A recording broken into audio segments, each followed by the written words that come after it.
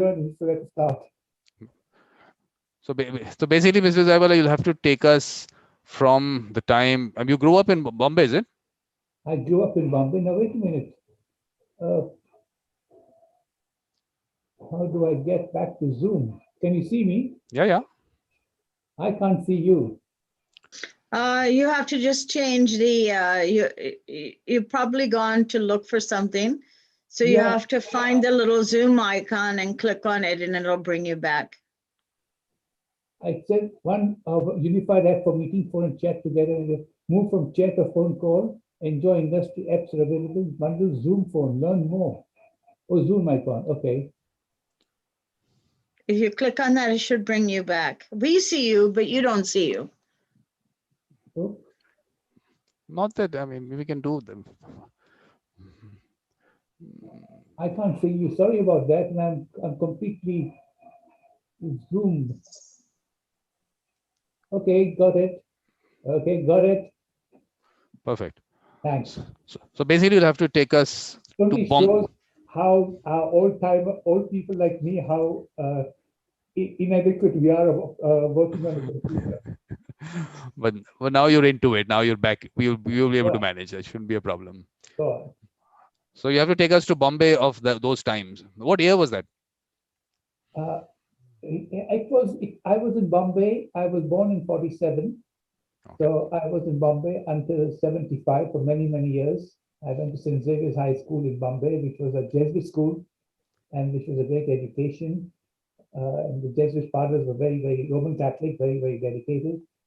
Then I used to play a lot of cricket in those days, and we were all in Bombay mad about cricket. Then I did my government. I wanted to become a chartered accountant because so I started my chartered accountancy, and I found it was very boring. So I decided to give it up, and I went for law. My father was the first ever Indian to qualify as a solicitor in England in 1925, because in those days there were barristers but not solicitors. And he was the youngest in his family of farmers. We come from Dahanu and Kolwad, which is in Maharashtra. And so I, being the youngest in my family, decided to come to London to become a solicitor.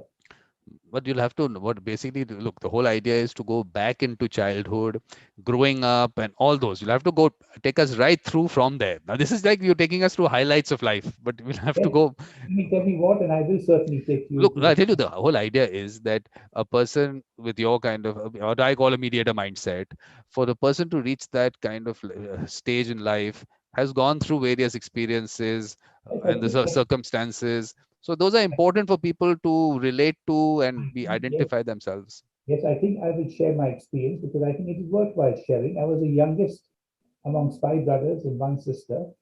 And my parents were quite elderly when I was born. My father was already in his 50s. He qualified in England as solicitor. He came back at the age of 36 and married a girl of 18 from a village. And that was years ago in 1925, 1926. So I was always a bit, in a way, I recognized that I had to handle things on my own. And unusually, when I was about 8 or 9, I became a vegetarian. I decided not to eat meat and chicken. And that was a good thing. And I also started praying. And I used to go to the Parsi fire temple. We have fire temple at Gary. And every day I would go there. And even when in a Jesuit school, I would go to church every day just for a prayer. We used to say prayers in any case. And I think for me, the prayers have been a very, very important bulwark for whatever I have achieved. And I think all of us can do that. And with that and honesty and integrity, you get guidance. And that is the most important thing. So, so then I finished my school like anybody else. It was uneventful. But I used to go for my walk alone. And I wanted to change India. And my childhood dream, believe it or not, was to be the Prime Minister of India. Very nice. That was very true. And I wanted, my dream was to enter politics. And I used to go for these political lectures to Chapati in Bombay. I remember the kid, 6 or 7 or 8 years old, I had gone to Chapati where Pandit Nehru was giving a speech with Bulganin and Khrushchev there. And there was a huge crowd where I was. And so I took a lot of interest in politics at a very young age, 8, 9, 10. Every day I would get up in the morning and read the Times of India and the Gujarati newspaper, Jame Jamshed, which is the Parsi newspaper. And it was the first thing I did, and I followed politics very diligently. I was also luckily, fortunately, my house in Bombay was very next to the Bharati Vidya Bhavan, the headquarters. And in fact, from my bedroom, I could see the dome of the Bharati Vidya Bhavan. And therefore, I would go for a lot of these political events. I remember going for one event where Raja Gopalachari was speaking, and I was the youngest little boy down there sitting, and K. Munshi and all that thing. And then I got into politics when I left school. And I started the first student union in Bombay, and I organized the first strike in Bombay at the Government Law College. And it was a great experience. And I was at that time a strong socialist in the sense that I always wanted to change. There must be equality. I remember having problems with my mother because I would ask my servants to sit with me to eat lunch or dinner, and it was not allowed in those days. But I had this drive that India has to change, and that was very, very important for me. And I think that is how one builds. I used to go, because I was the youngest and practically on my own, quite a lot. I used to go for walks at Marine Drive in Chapati and think about what I'm going to do and picture myself what I'm going to do when I get into politics. My first step into politics happened in the HR College of Commerce, where I organized a strike against the bullying against the principal, Mr. Malkhani. And I remember that got me trouble because I was, in those days, in the university, you had to get a form to appear in the university final exams. And the form was refused on the basis that I had misconducted or something like that.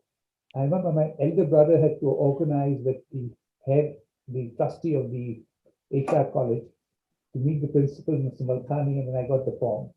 And then it was quiet period, and then came the Government Law College. And that was, I think, the most critical period of my life where I literally enjoyed myself. I stood for election and became the General Secretary of the Students' Union at the Government Law College. And I remember in one of the national election, I organized a program, what my party stands for. And that became very, very popular. We invited George Fernandez. Every day we would have one of the political leaders coming and explaining what the party stood for. I remember I met Nizmi Gappa, I met Esther Patel. We were all young students those days.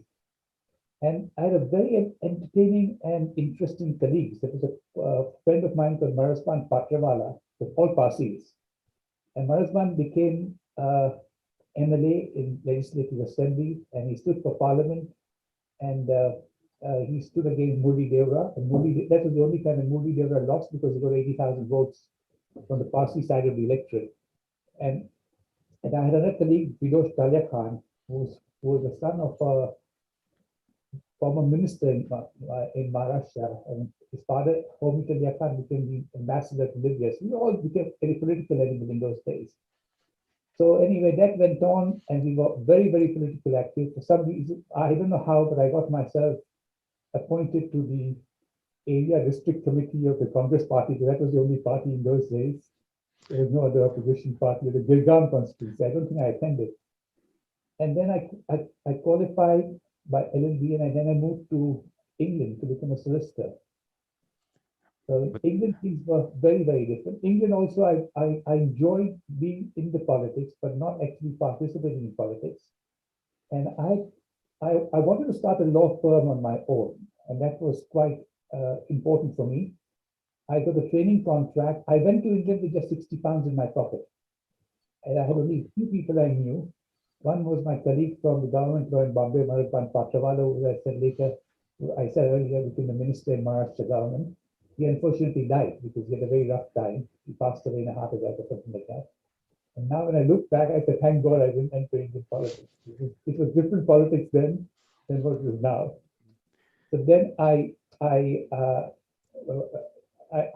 qualified, and I decided that I would start on my own. And the reason why I did that, I was always very innovative. And I believe that energy makes a lot of difference. The energy, if you have a clean heart and you pray, your energy is good. People automatically feel the energy. That's what I feel. That's what really happens. So and Stockholms were doing arbitration, maritime arbitration. So just by chance, I got into Stockton and Company for my training contract, and there handled as an assistant a lot of maritime arbitration. And there was an arbitrator called Cedric Barclay. He was the doyen of the arbitration community. Even he passed away, but he's even talked about now the lectures in his honor. And he and I got along very, very well. He was, I think, although he pretended to be English and an English name, he was Armenian. And he had a tremendous nice way of talking. I mean, I remember appearing before, not appearing, I was too young to appear, too junior, but he would have a tremendous sense of humor, and he could never ruffle himself. I learned from him. And he invited me for a cup of tea, or rather, I invited myself, and we became sort of a friend. He became a mentor. And he suggested to me, and his exact words were, why don't you start on your own? He said, if you join a big city firm, I'm talking about in the 70s, late 70s. And he said, if you join a big city firm, the senior partner will take you for lunch. And he said, good job, old boy, and you'll feel good. And next year, he will do the same once a year, take you for lunch. So good job, old boy. And this will happen for the next 5 years or 10 years, and people, you're still there. And the others, the English people, the whites would go ahead of you, so you should start on your own. And he encouraged me, and he suggested to start on my own. And he did support me on his, even after I started. So that I finished, I qualified as an English solicitor on 1st July 78. Now, how do I start on my own? So I had no money, because we used to get some a stipend as a training solicitor. Those days were not training solicitors, they were article clerks. And there was no organized training. You could just carry the bags and the fee, and then you learn on the job. That was how it was in 2 years. And like now, where there's a college of law and training and all the things. So I walked past at Tottenham Court Road, NatWest Bank, but it was different England. They had not seen a brown skin taking showing any drive. So I went and I wanted to see the bank manager, one Mr. Barnett. I remember he had a slight limp. He was very impressed when I told him my plan, that I want to start on my own. And he sort of talked to me, he humored me more than anything else. And he said, okay, when you qualify, come and see me. I said, I would like £10,000 overdraft. So that's how I wanted to start. Now, as luck would have it, now this is where the circumstances makes a lot of difference. There was an event, and I met the two Hinduja brothers. They were still in Iran, and Gopi and Shrich in Hinduja. They are today the second richest in England, BP Hinduja. And they, somehow or the other, I impressed them. And said, I'm going to become a solicitor. I said, come and meet us. So I went and met them, and we got along very, very well. And they then said, why don't you join us immediately? Because they were just moving from Iran. This was 78. And they were just moving from Iran. 79 was the revolution, and we're trying to set up. So I said, no, I'm not going to join, because I wanted to remain independent. And that was also very important to us, because in my family, for some reason, there was a belief that we had to be independent. You know, this is a Parsi family, and my father came from a Zamindar family. So I said no, and he said, come and work with me in the evening. So I had an evening job with the Hindujas at £5 an hour, which they used to pay me cash. In those days were a lot of money, and you were earning very little. And that was the biggest break I had, because they soon moved to London. And by that time, it was 79. And it was an unexpected break, because they started a bank in Geneva, banking-like company called Credit Suisse First Boston. And in 1 year, I made 43 trips to Geneva. There's 4 of us. I was in my 20s. GP Hinduja, SP Hinduja, his right-hand man, Mr. Godikari, was in his 60s, and myself. And I acted as the negotiator, because they couldn't speak good English in those days, as an interpreter and an unqualified legal advisor. That was my position. And we had a local lawyer called Mr. Ashiman from a very big Swiss law firm. And that gave me enormous experience. I remember what is Hinduja Bank now in Geneva. It's a very big bank. The first agreement with Credit Suisse First Boston was signed by me when I was not even a qualified solicitor on behalf of the Hinduja. So that is how, and then I started. What I did was that Sorry. What? Yeah. No. What I'm going to do is because what we've done is this is like a trailer of for today. Now Yeah. I'm going to take you back, totally back into that childhood photograph of yours, and Yeah. start from there. Because actually, the thing is that a lot of things that you are saying, people would not even know that in terms of Parsis, who are Parsis. I want to go back to that. Okay. Then start from that's how you start. This is like a trailer. Everyone here also must be thinking that how come Mr. Zaiwalla is speaking so much. I don't know. I got a photograph. I had got a photograph from Emily. Emily had sent me something. I'll find it. I'm not used to too much publicity, so that's the thing. No, So no. So basically, you yeah, have to start. Basically, you yeah. have to tell people who Parsis are. You have to Okay. start from there because the people don't know. I'm telling you, this will go out all over the world. So people would So need you tell to. me, and I'll explain what Parsis are. Yeah, Parsis exactly. are a very small community in India. They all around the world, there are not more than 130,000 Parsis. Bombay used to have about 60,000 Parsis, but there are Parsis scattered all over the world. London had, when I last in the 70s, when I did some research, about 5,000 Parsis. I was born as Zoroastrian, Zarathostri, which is an old religion of Iran before Islam. And Zoroastrianism, if you've done it through history, it spread it from Babylon and up to Afghanistan with Zoroastrian. And then after the Islam and the Arab invaded Iran, there was only one option, either to convert or die.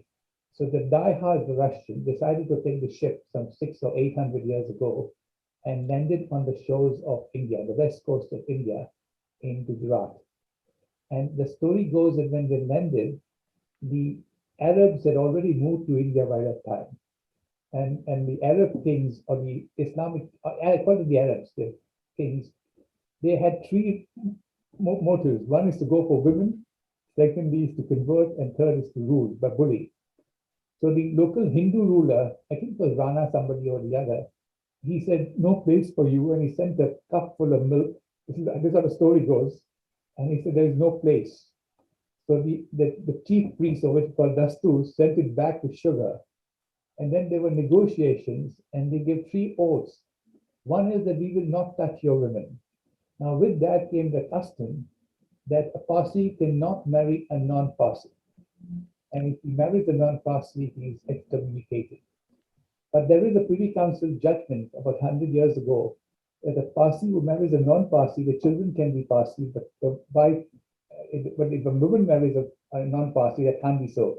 But that's besides the point. But there was a marriage with a non-Parsi was forbidden, strictly forbidden. Even when I married a Hindu girl, so it was impossible at that stage to marry a non-Parsi girl. The second was that we will not convert.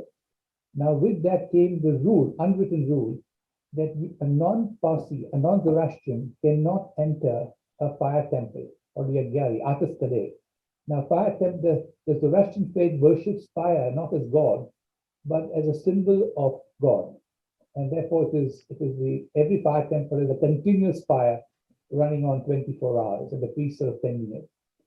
So that is what the Parsis are. Just to give a background of the Parsis, the British Parliament, before Keith Vaz became a member of Parliament, had three Asian members of Parliament or three Indian members of Parliament. All three were Parsis. Believe it or not, the first Asian member of Parliament was Dadabhai Naoroji, a liberal, and he was deselected by the Constituency Liberal Party. The whole history behind it, I don't need to go there. He became the first. The second was Manchesha Bhavnagri. Dadabhai Naoroji was 1892, and 94 was Manchesha Bhavnagri, conservative, also a Parsi. And the third was in 1934, one of the only two officially Communist Party of UK, Vinod Chestaplatwala. So it has been quite a sort of dynamic community, and this is I'm talking about the British Parliament.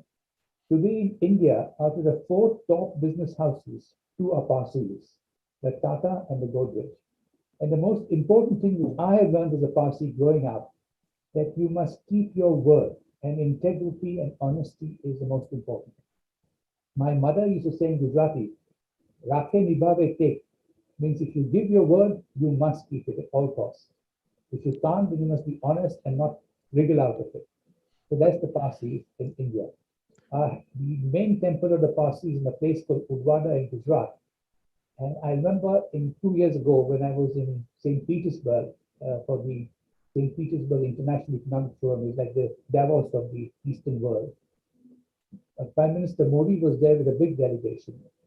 So when he met me, he recognized that I was a Parsi by name. He said, "Have you been to Udwada?" And Zaiwalla is a place in Gujarat which the government has been not sort of now beautified with the main temple of Parsi is now. But tell me, Mr. Zaiwalla, how many Parsis do we have in the world now? I think they say about 110,000 left. And India would have how many of those? I think India would have about 70,000. No, because why I'm saying so is because people should know that in India, a small community which came in and done really well here. I mean, they should know Of that. course, we consider ourselves Indian. We don't consider ourselves anything but Indian. Yeah, I mean, the fact is that a lot of people, because look, the media obviously doesn't give you the positive parts of what's happening in the country. But the fact that there is, I mean, people can grow their whole, they talk about the American dream, that there is an Indian dream, which people have done well here. But what I have to do is I have to take you back to the childhood photograph first. And you have to tell us who's who in that, because I didn't. One second, let me just do that. This is all new for me, but I'm quite getting used to it. No, you will get used to it. There's nothing. It's just a conversation in the living room. There's nothing more than that. After that, it just goes like that. Okay, this is the photograph. Can I start? Yep. I think this photograph, it was taken in Srinagar, in Kashmir, a family holiday. Now, on the right, the small boy sitting next to my father is me. Okay. Then next to me is my sister Zenobia, who is a doctor in Oxford. Then my brother Kushu. Then on the top from the right is my brother Dara, who is a senior counsel in Bombay. Okay. My brother Dinsu, who is a solicitor in Bombay, who runs the Zaiwalla Company Bombay, which my father started. And on the left, on the top, is my brother Bommy. But your left might be our right. I don't know. Which one are you saying? Next to your father is you. Next to my father is me. So I call it on my left. So it's a, okay. That's okay. That's a left. Yeah. And then on the top, on the left, is my brother Bommy. He's a senior counsel. He used to be junior of Parinariman for many years in Bombay. So basically, everyone got into the legal profession, kind of. Yes, except my sister. And what did she do? She'd also. She's a consultant at Radcliffe, or was a consultant at Radcliffe in Oxford. Okay. But this whole thing about the legal profession and Parsis, it's quite a thing. I mean, a lot of people. At one time in Bombay, I think 70% of the top lawyers, 70 to 80% were Parsis. But I mean, in terms of the Supreme Court, like we have Rohington Nariman, who's a judge. We've had other Parsis also as judges. You had Dinsha Madan as a judge. You had Barjo Baruch as a judge. You had Sarosh Zaiwalla as a judge. Yes, Solicitors was an attorney general. Yeah. Ali Nariman is an eminent counsel. Kenton and Jarujina, who passed away, was a solicitor general. It's not bad at all. I mean, they've done really well in the legal profession. And also medical profession. The top lawyers, top doctors today in Bombay are Parsis. The chairman of the Bombay Hospital, which is the best hospital in Mumbai, is Sarosh Zaiwalla, who is my second cousin, and he's quite an eminent. His two sons also eminent. But you have to tell us a little bit about your father, his firm, and everything. Well, my father came from a farming family in Dano, and Dano is on the western coast. It's a coastal town, and the name Zai comes from a village which is about 10 miles north of Dano on the coast. And Zai is a small village which is the border of Maharashtra. The last village on the coast, on the Maharashtrian coast, is Zai. Next to Zai is Dabye, which is Gujarat. So this is where the Zaiwalla family comes from. That's how the name Zaiwalla comes. And Zai is a village, small village, and Walla means from. So that's an Indian way of saying where you are from. So we are from Zai. But then that means in the Parsis, the surnames, one is the profession. So the Wala in the terms of the profession happens, and then places also happen. Many of places. Like Udwadia is from Udwada, Balsara is from a town in Balsar. Rusi Surti, the cricketer, was from Surat. Surat is a big city in Gujarat. Yeah. Okay, so because a lot of them, I would know from the profession, they all have the profession and the wala after that. Yeah. So, but then when growing up, I mean, with your father, there were discussions on law. You used to hear all that. Where did the whole interest in law come up? No, see, because my father married when he was 36 or 38 to a girl of 16. So by the time when I was a teenager, my father was already in his 50s or 60s. So what do you remember of those times in Bombay and with your I father think there? we were a typical Parsi family, a close family. Uh, it was very different, like any family. My mother came from a poor family village in Udwada, near Udwada called Kolak, and therefore she was very much family oriented, and so everything was like the religious day passes, we had to go to the Agyari, we had to do this. It was a very quiet life. There was no excitement. There was nothing extraordinary. We went to school, came back, played cricket in the compound in the house with friends, and that's it. But this was like Parsis have their own community spaces there, and they have you were But living there. I was lucky in the sense I do think, because that's why I'm not at all a communal Parsi, because Parsis have this big, what is known as bags, Hmm. colonies, built by the rich Parsis, businessmen and all that thing for the Parsis. And there are many of these, there are luxury apartments there, but the only Parsis can live there. But we did not live. We lived in a secular area at Hughes Road in Bombay, where neighbors were from all community. So I did not have that communal Parsi influence. Uh, But my, but in my terms friends, of but the thing is that a lot of things you'll take for granted in terms of growing up. You'll have to tell us because Bombay of that time would be so different of growing up. of course, it was. I mean, it was like it was a very quiet growing up. There was no excitement. Once in a way, we would be taken for a movie by my parents, cinemas, and then there was this Parsi theaters or something like that. We would go on the Pateti is one of the New Year days, but that's about all. But So tell the me next about the Agyari. Now, at the Agyari, what is the kind of, I mean, that people, but there's sermons or there, what really happens at the Agyari? there are no sermons. There are priests and there's a fire, and you go in and you purify yourself with your hand wash and all the thing, and then you go in and you pray. Now, Parsi prayers are also quite different. You do not understand because they are in the Avesta language. The Avesta language is pre-Persian language, and it is like the Sanskrit. So we used to just chant the prayers, or read. It is in English. You read it in English, but chant it, or read it in Gujarati. Gujarati is our mother tongue now, although we Hmm. have a slightly different version of it, and that's it. So we just said the prayers, and the priest would pray, and then from the holy ash we put it on our head. That's it.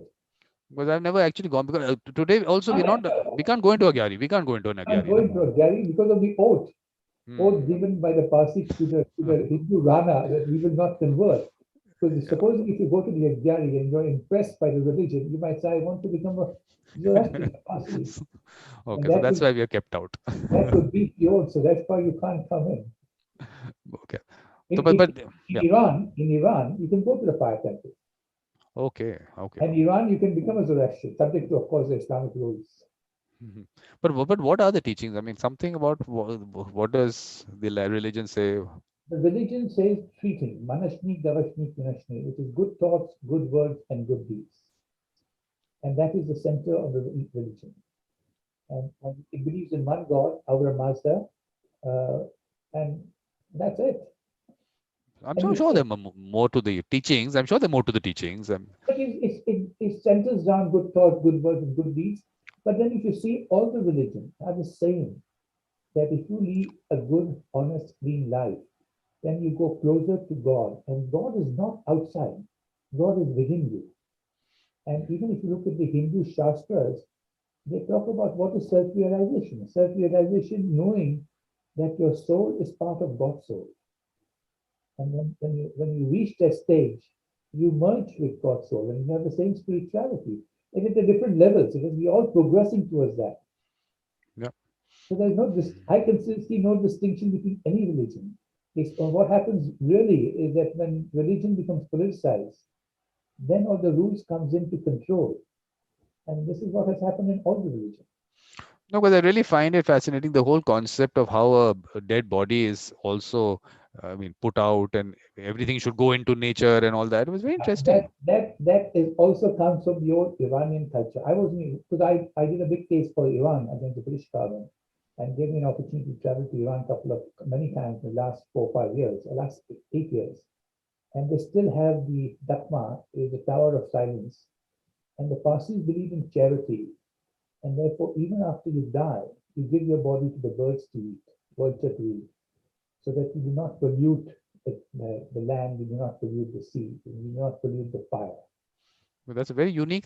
That's a very unique thing. People should know about it. I'm telling you, people would not know that such a thing happens. Only is because we've heard about it and we know that there is a tower like that. And this But is it, an ancient 5,000, 4,000-year-old custom, because I saw the old, what is known as Dakma, the Tower of Silence. And you just put the body and then you leave it there. And the birds, vultures come and eat it. but the only thing now, as I've been told, that because the vultures are not now, we've finished Yeah. them off. So basically, I think there is some problem happening there in terms of It's disposing come of now, body. there's a big debate in the Parsi community because they have near Worli, I haven't got to it, I haven't seen it yet. There is a crematorium for Parsis.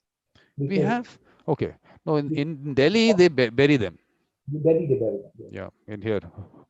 And But also because of this religious rule that non-Parsis cannot come near the Parsis spiritually in a religious way.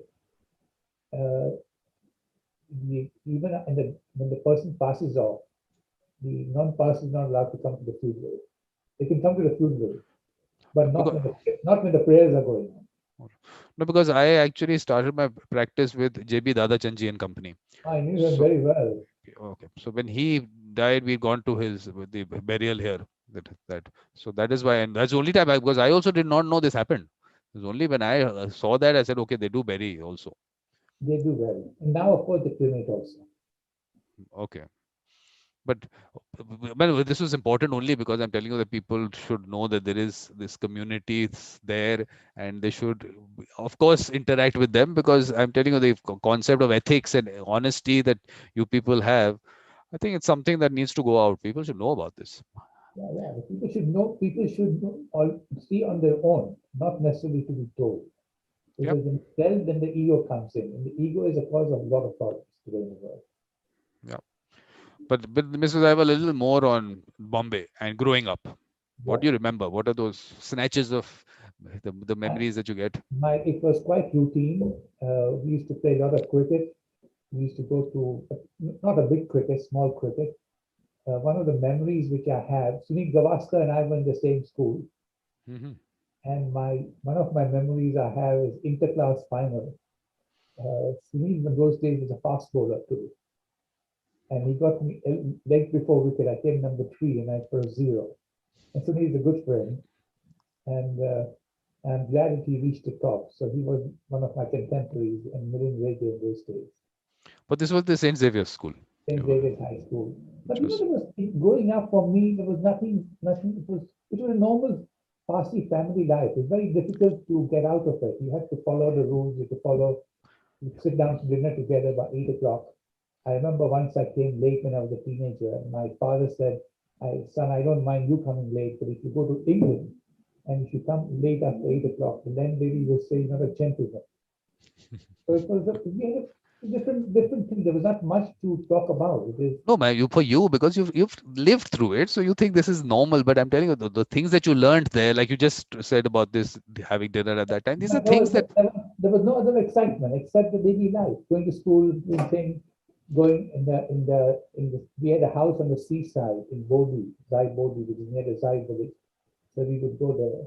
In the early days, when my maternal grandmother was alive, we used to go to her house in Ankleshwar, which is near in Gujarat. Mhm. So we used to just go down there, and we had a nanny. And I remember the child used to be very boring, sitting down there doing nothing for 2 months in the summer holiday. But that was life. Okay, but there's no concept of a joint family kind of thing. It was just Parsis don't have a joint family. they don't have that. But what about your fathers, brothers or sisters? No. My father, it was also a very old-fashioned family. And I remember my grandfather was very, very wealthy person. And my father and my brother had a fight throughout their life on property. And that is one of the reasons I have no interest in holding money on properties and all of this. So they fought throughout the life, and including I remember when my father died, last case was closed, where I was also made a party with a son or something like that. On a Parsi, Parsi also had a gambad, give free food to the Parsis at every event or something like that. So my father came back, and then he had a litigation with my brother. His sisters were then married off, but in those days, once the father married off the daughters, that was the end of the daughter. They did not inherit anything. So my aunts were very old when I was a child. I didn't know them so well, but they didn't get anything. My father and my uncle, my father and was the youngest in his family, and it was 18 years difference. And they had a litigation throughout their lives on the property, because I think there were mountains, there were hills, there were farms, there were rivers, meadows. You was a child to see it. And my grandfather, because my grandfather died when my father was in London, so he did not give anything to my father, but he gave my father a life interest and everything to his grandchildren, vested interest. Okay. And my mother used to always tell me, if your grandfather had not left all these properties, we would have been better off, which is true. That's interesting. That's that's why today I'm not concerned about the property.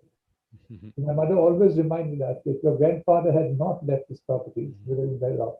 Because my father and my uncle, his name was Abhishek, they were 18 years difference, but they fought on the litigation throughout, including the accounts of the charity. They just didn't trust each other. And the matter came, I think, went up to the Privy Council at one stage, and then it was settled. And it went to the Supreme Court. So, but that happens in the family. But but it's a very cultured family, because my father never spoke ill about his brother, and vice versa. And when we would go to Danu, my mother was sent to all of us children to meet my uncle. And we met, and the same thing at all our events, my uncle would be invited, because Parsis have a church ceremony, no joke. That's a very big event, and all the dinner and all the things. And I remember my uncle would come, and my father would not shake hands with him, but we all used to meet them. It is a different culture altogether. But what happened to the properties now? Properties are still there. I think now my brothers are fighting over it, but I've stayed out of it. And I think the best decision I made is not to bother about a property. I know that's that's what we keep talking about, mediation and everything. I mean, litigation can go on for lifetime. It's just a lot of properties, I believe, were lost also when the Land Reform Act came. Okay, yeah. Become the owner, but still there are lots of properties. But I think God knows where they are. I've been away for so many years, and for that reason, when I was a kid, I decided I'm going to be independent and not dependent on any inheritance. And that was a very good natural decision on my part. Yeah, so something good came out of that in a way. I mean, but tell me about all these Irani cafes that we always, but all those there. I mean, obviously they must have been there when you were there around. Yeah, but they were all there, every street corner, and I miss them when I go to Bombay now, because they were kids used to, when we were teenagers, this was the place to have what is called panikam chai, and it was for 4 annas or something, 2 annas or something like that. And then we had to pay at the counter, and the Irani owner would shout to the waiter how much, and he would shout back how much. That's how it was. And they were all very friendly. But they're closing down, is it? I heard a lot of them are closing down. The majority of them have closed down, because I remember the Hughes Road, which is pronounced as Hughes Road, later on becomes Naimurti Sitaram Patkar Marg. Now it is all the two big cafes, about New York Restaurant and Cecil, and they've become bars. I know, very sad actually, because it used to be very nice atmosphere. I mean, those. They're still called New York, but it's called bar. But interesting in that raspberry drink that you get. Raspberry drink, then wafers, with the homemade wafers and homemade biscuits and all that, bakeries, bread and all that things. Those are gone. I know, that's sad. That should not have happened. I mean, and one of the things which I miss from the childhood days is the Folsom butter. Yeah. And in those days when I grew up, there were not many ice creams. There were only 2 ice creams, Quality and Whipped York. And there were and there was no cheese. Cheese was absolutely not available. The only time we went to cheese when somebody went to South India and got some cheese from one of those fancy stores in Ooty or something like that. And then came the Amul cheese was the first as a kid. That was a great thrill for us to get. And then came the Amul butter. But you had these more homemade ice creams, babe. I mean, you had some interesting. No? Never homemade ice creams were there, but there were only Vidgyor and quality ice cream. Oh, okay. There was no cheese. I'll never forget that. When somebody went overseas and got cheese, boiled cheese was a great thing for us. And it was very social. India was very socialist in those days. But what was it? I mean, you were taken out for holidays and all. You were traveling around India and outside. What was? Oh, we just went to except for this Kashmir once in a way, we really used to go to our homes in Dahanu, Golwar. When my maternal grandmother was alive, we all went to Ankeshwar. It's compulsory. My father didn't join, came once in a way, but all the family would move. Those who were young with my mother would move to Ankeshwar. But you got time to spend with your father. I mean, was he that busy? Was he? No, of course, I spent no problem. But it was a completely different time. It was sort of quite aloof also the family. So there's the Parsi way. It was very independent, aloof. It is not like very often you see in the Gujarati family where they meet together, eat together. We only ate for lunch, and Sunday afternoon was the lunch. Everybody ate together, including the brothers who had moved out would come. But what are the conversations you remember from the dining table? Nothing of consequence. There was no political conversation. I mean, look, the thing is, look, according to me, those conversations also in some way. I just wouldn't remember. Possibly my mother might complain about one of the children. Something like that, but nothing more than that. It was a very sort of quiet family life. When I look back. But then, of course, you were born into independent India, just about got independent. So what was the? I was born after independence. Just same year, but same year. But what do you remember of that India? I mean, obviously you've seen it change over the years, but it was a very different India, and in the sense that there was no luxuries around. We had only 3 cars: Ambassador, Fiat, and Standard, the small Standard cars. One of the things which, when I finished school, I think that's when I started coming on my own. Because in a Parsi family, when you're in school, you're very much controlled by your mother. And the home discipline, without shouting or screaming, is there. You do exactly as what everybody does. And it comes automatically. There was nothing else. But when I became a teenager, let me tell you, I started working at the age of 14 or 15. Because although my father was a solicitor and we had all his estate, half the time he was spending on looking after the estate to compete with his brother. That was the other thing. He would go every weekend to Dahanu in a train, and sometimes I would go, one of my brothers would go with him. So that was quite an interesting thing to be and get knowledge of the Indian village life, which was a great thing, because even in the Diwali holidays and the summer holidays, it was a great experience to stay away from Bombay and be part of the village life in India. Now, when I look back, it was significant. The people are simple, they talk openly, frankly, and not very rich. No, I think that's an important experience. Let me tell you, so by 15 or 16, when I was 15 or 16, because I wanted to earn money, again, like a Parsi family, we used to get pocket money, and it would be very limited pocket money, and we couldn't ask. We never asked the parents for more. So I started taking charge of my father's garden, chiku garden. It was mango and chiku garden. And by 16, I was still in school. And we had holidays on Thursdays and Sundays. And all the Christian schools had Thursdays holidays for some reason. And Sunday, not Saturday. And I used to travel to Dahanu by train and manage the chiku farming and make some money out of it. I remember by the time I was 18 or 19, I managed to sell some forest with my father's consent, and I bought a Java motorbike, And that was a great thrill in those days to have a Java motorbike. So Yeah. once I finished school, my life really changed. The other significant change, I think lucky, to earn money, and I've always earned money from a very young age. In the school holidays, I used to work as a helper in a travel company. And I've said in my book that the most significant, profound effect of today, lot of what I've achieved is because of the experience I gained. And this was a company called H.K. Lala and Company. It was very famous in Bombay when I was young, but only amongst the Parsis. They used to organize tours during the holidays for Parsi families. For non-Parsis used to join also, the majority of Parsis, to go to Kashmir, Mussoorie, Dehradun. And then they used to take a young student as helpers. Helpers were sometimes like waiters and serving and running around and all these things. But it was an enormous experience, enormous experience. And that was the biggest excitement in those days for us to travel. And we used to get some pocket money when we came back. But as a result, I went all over India. And I think I would never compare that experience to anything else. Traveling by bus, traveling by third class special coaches, and going all over India. You go to Kerala, Nepal, Delhi, I've been to Delhi, Kashmir. Kashmir must have been nice. Yeah, that must have been beautiful.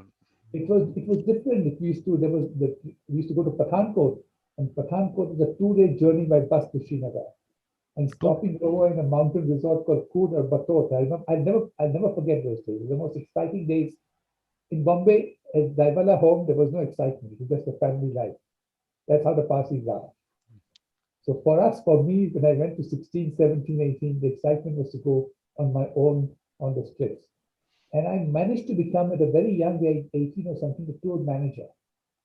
Wow. And that gave me the experience of handling things in difficult situations. Because we used to have about 90 guests in a whole compartment of the train, which used to be called bogie. And then manage to put the bogie on the train and all the things. It's a tremendous experience to have. And you learn how to handle India. And I'll give you an example. That I read a book by Mark Tully called No Full Stop in India. Mark Tully is a journalist, BBC, he's not very Indianized. And I decided I must go to there's a chapter of the Kumbh Mela. And he had done that. And I found it fascinating. And I decided I want to go to Kumbh Mela. And I mentioned it to my mother, and she says, please don't dare, because a lot of people die and all the stampede and all the things. So my experience, I decided a day before that I'm going to go, like it or not. So I took a flight, British Airways to Delhi. I went to Delhi station, everything was booked, no chance. And I knew the Lala style. So I took a 500 rupees note. I said, who is the chief ticket collector? I gave him the 500 note in my pocket. I said, well, come and sit down. He gave me no ticket. I went to, this is the experience. I went to Allahabad. I stayed in Ram Bapa's hut, and I did, it was fascinating. I won't do it again, but 15 kilometers walk to the Triveni Sangam and to live there. And it was a fascinating experience. Men, women, and all so much prayers and everything. But you have to tell people the scale of that. You have to tell us the scale of the Kumbh Mela. People would not even know how many people actually land up there. Yeah, but to go there is also, it requires a lot of effort. Because you come at the Allahabad station, everything is closed, all the roads are closed. And I remember I had to walk get up at 4 in the morning or 3 in the morning to walk about 15 kilometers. And you have to walk at the same speed all the time. You can't stop. But the feeling that you get when you are at the Triveni Sangam, and men, women, they are completely unaware of anything. They're just so thrilled by it. Well, I tell you, yeah. There are about 30 million people come. And I said, if you really want to know India in its element, go to Kumbh Mela. There are no pretenses. Your people are just as they are. And there are akhadas. And every guru has a following. And everything is free, surprisingly not. You just stand in the queue and they give you food, they give you everything throughout the day. Because what they say is that the Kumbh Mela is the largest religious gathering in the world. Yes. And I think basically about 100 million people land up there over those days. 100 million people. And they're talking about 5 million per day. Can you imagine the scale of it? I've heard now it's very well organized. I mean, I haven't even gone there. I went there, not the last one. Last one was last year. Yeah, yeah. went there. This I year, I went, think there's something. There was some this year. I think no, no, but last year. Yeah, it's every 12 years. That day every year, but it's a small Kumbh Mela. yeah. But every 12 or 13 years takes place. And I went for the one in the 2004 or 2005, whichever it was. And it was a fascinating experience, but I won't do it again because I think after that I damaged my knee because just you have to walk at a speed and, and enormous. You can come back and there is no transport whatsoever. I mean, I would actually, if I could just take a picture out of that, it's amazing the scale of it. I mean, I'm amazed how they organize it. I've heard this, I mean, they've done a good job in terms of organizing it now. I don't know that period of time what they were doing, but just I imagine. 15 years ago, it must have been the same. Because when I look at 5 million people a day, I mean, that's like amazing. I mean, to And even no transport. Negligible transport. I see. So basically, it's been interesting to be able to see that India I mean, the travel that you've done, but the India that you saw is not the India that we see. Obviously, it's a very different India that you saw. It is different in the city, but if you go to the villages, a lot of it is the same. Because 2 years ago, 3 years ago, I took my children for the first time, Priya and Varun, to Bodhi, where our bungalow is, and the Zai village. And I think they're the same people and the Okay. same India I saw. So Well, you see, well, I'm just thinking that when you get independent, I mean, of course, you'll tell us the whole political that you want to got into politics, but the politics also must have been so different. politics was completely different. It was very, very honorable. That is one thing. And therefore, when I said if I come back to India, I would have probably joined politics like my friend Maran Patrawala did. And thank God I didn't go into it. It was a different politics. There was integrity, honesty, and there was enormous transparency in the state. I was a kid then, but you could see that. But that will surprise people because normally politics is not linked with those words that you just used. No, no, no. So, I think all said and done, the early rulers were very dedicated. Rajagopalachari, Munshi, Nehru. I think I first met Indira Gandhi at when I was in junior college, HR College of Commerce. There was a Chhatra Shakti, student power organization, and they had invited because I was involved in all this activities as a student for whatever it was worth, and it was in Nagpur, and Indira Gandhi had invited a small group were invited to meet her, and we met her, and I remember we had a photograph with her, and something which I still do it myself. I remember when we had a photograph, she said, told the photographer, "Be quick, I can't smile for long." And very often when I'm on the photograph, I still use those words, "Be quick, I can't smile for long." That was my first meeting with Indira Gandhi. but the leaders before that, I mean, but did you heard the speech of Jawaharlal Nehru you were saying at Chapati? But we heard the speech, but there were then thousands of people. So it was a large. So we never really followed up speech, but we just go to see. No, but I'm just thinking that there were leaders that you were looking at and you were saying, okay, this is the path that I want to take, which They is a were good thing. Yeah. they were dedicated. And I used to vote for other political parties also, just to sort of out of interest, but they were dedicated people. And I met them one by one. I met George Fernandez, for example, even when he became the minister. I was in Delhi and the British High Commissioner invited me because I happened to be in Delhi. And he remembered me. He said, you're invited for what my party stands for, the Government Law College. It became quite famous, it was reported. They used to all come one by one to explain. Well, he must have been an interesting person, George Fernandez, because he seemed to be very down to earth kind of a person. His background was that he was the union leader of the taxi drivers. That's how he started. Mhm. And then he came to fame when he contested against S.K. Patil from Bombay Central Constituency, Bombay West Central Constituency. I remember that. And then he lost. The second time he won. I remember in those days on the walls there was this posters. S.K. Patil would say, "George bhai, Dildi dur hai." So next day he would reply back, "Ab Dildi dur nahi." It was great fun. We were kids then, but as students. But then the whole political thing, your activity in college and all, what were you doing there on that? We all had ambitions to join politics and become members of parliament.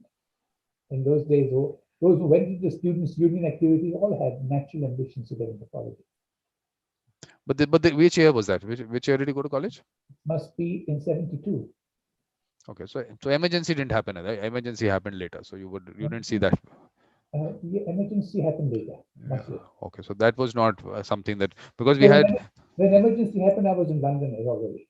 I remember that when the emergency first came, I was at some event and it was somebody said that there was an emergency. But did you? I mean, remember those times? I mean, I was not in India. but you heard about what was happening. I mean, did you? I was heard about what was happening. Because we had Mr. Panchu on the show, and he was in college at that time, so he had those experiences there, which was quite. I just finished college in Bombay, and I come for my professional qualification exam in London. Okay, I so very you were, I mean, obviously, But totally cut. I was not in India when the emergency took place. I heard about it. I was always, being a political animal in those days, I was, of course, following what is going on in India. So basically, now you've done your college. Colleges, of course, the college, whatever, little politics and student union and everything. But anything else you remember, something significant, some experiences? One of the most significant experience I remember, I'll never forget, is at Devon Stadium when India beat Australia. And Chandu Borde scored the winning run. And we were students then, and the feeling that those days we got was unbelievable, which you don't get it on television now. Yeah, And stadium is where it's. Devon Stadium, for 3 to 4 minutes, there was this boom sound. No, that stadium is a different thing altogether. Watching any sport. Chandu Borde scored the winning run. And I don't know who the other one was. He was India's vice captain. But in those days, cricket was the main thing. There was no football in Bombay. There were some Goanese groups, and there was no hockey, very little. And of course, when I was a student, the only time the hockey came into the play was in the Olympics, because the gold medal was shared by either India or Pakistan. Yeah. A lot of people won't know. Changed. I know people won't know that we were actually on top in hockey. We were always gold club. Only once the Pakistan took the gold medal. I remember when India lost, it was all shattered. But I think that a different hockey also. I mean, there was a lot of dribbling and all those things. We changed with the AstroTurf coming in. I didn't follow it, but I only followed the match. The whole format changed because the AstroTurf that they introduced, which was a lot faster. So the whole that skill of hockey, I think, went away. That was. But what about the cultural life? Because Bombay was, I mean, there were a lot of cultural activities happening there. Not in my school days, because I said the Bombay Parsi families, the cultural life was very much family oriented and community oriented, but not anything else. Of course, when we became university, the cultural life was going to the jam sessions and all that thing, but I was not a winner there. I didn't have any girlfriend. It was a different culture, and there was no culture of dating girls. When I grew up in the university, it was okay. Even if you went for a thing, then maximum we would have is just dance and nothing more than that. It was a different culture. You could not even think of having like sex or anything like that. Because it was only after marriage. I grew up in that mental thing. But what about theatre? Yeah, must have been. Yeah, I mean, that's what I'm saying, that these are things that you saw, which people would not even know that is the kind of society. Everybody knew what they were to do. Even at my family, we knew what we had to do. We had to act in a particular way. And it worked. But what about theatre and all? Was there a lot of theatre happening in Bombay that time? There were theatres, but in my school days, except for the Parsi New Year and the Navroz, that was fine. There was some special. Adi Marasman used to be the main show. And the Parsis were very introverted community. They stayed within for entertainment also, within their own community in those days. And that's it. But when I went to the college, I became more independent. That's when I got into my own. Because when I started assisting my father in the farming, when I started earning a little bit of pocket money income on my own, and I joined the Lala tours. I've written a lot of it in the Lala tours. That's where I really came on my own to how to deal with people. Because I think most people don't realize that dealing with the people is the most important thing. Understanding how to deal with the people. And I had to deal with the station masters, the train drivers, the guards, and that taught me a lot of things how to deal with people. I Today I think that, could travel in India on my own. I'm sure I'll be able to handle things. I mean, the diversity that you saw from, I mean, all from South India to North India. Kashmir, Kulu Valley, Manali, Srinagar. How many times I went to all these places and free, and like this is fun. Ideal life, I think. That's, I Only think, holidays. In school holidays, instead of staying in Bombay, boring, we used to do that. We used to work. We had to work, but it was fun work. but in terms of the places you actually interact with, you get time to interact with the locals as such, or it was just Of the course, of course, we interact with locals because we would deal as if you're a manager, a tour manager, or a tour assistant manager, you have to deal with you have to go to the bazaar to do shopping. You have to uh, you have to organize things. So you have to deal all the time with the locals. because one is the whole touristy side of cities. That's like, I mean, the tourists will go to certain shops, certain places, and then there is a city beyond that. Yeah, So of course. But I would not be involved in the touristy side. I only come in a when I act as a guide. And I remember the first I came on the first Lala tour with Mr. Lala as his helper. Helper is like worker. And my first trip to Europe was the Lala tour very nice. with 28 Parsis, elderly Parsis, families. But to where all did you go? I remember it was my first flight to Iran, Air India, because Iran was important for the Parsis, so we had to spend 2 days in Iran. And from Iran, we came to Rome by Air India, because Air India was the only one we traveled by. And then from Rome, we took a bus, 28 Parsis, a luxury tourist bus, and we went all round. And I first came to London by bus on the tour, Wow. across the And, channel. and And did you have that? Did you have that feeling that this is the place I'm going to be living after no, that? no, Nothing. no. But I remember staying in a Irani. These were basic tours, they're not luxury tours. These were for ordinary Parsi families. So, and I remember staying in a hotel called Stiro Hotel at Leinster Gardens. So it was thrilled to sit in the London Tube and thrilled to see London. But I had no plans at that time to come to London. But I mean, when you said Air India, that time was that with the Tata Group, or it was already taken over? It was taken over. It was a long time taken over. What year was it taken over? In the 60s or 50s, right? Nehru took it over earlier. Oh, initially only. Okay. Initially, after independence, during the British time, Air India was started. Okay. And I think after independence, it was taken over. Okay. So basically, this is what I mean. That was an interesting part of the holidays that you spent. But Air India was a very respected airline. And I remember when I started my firm, Nicholas Phillips QC, he loved Air India and he wanted a place from London to New York. It was one of the busiest airlines, London to New York. And there was no seats available. He said, can you do something? So even amongst the white barristers, Air India was a very respected airline in those days, not like it is now. So that means even after being nationalized, it was Very respectful airline. It was one of the best services. Even when I was in London, it was difficult to get flights from London to New York. It was one of the best airlines, considered the best airline. But now you can tell us a little more about the fact that getting into politics and changing the world kind of thoughts that you had. Well, I kept that on in England, and when I started my firm, I had to realize that I was in an absolute minority, and therefore I needed a safety net. And again, things just happened by luck or by grace of God.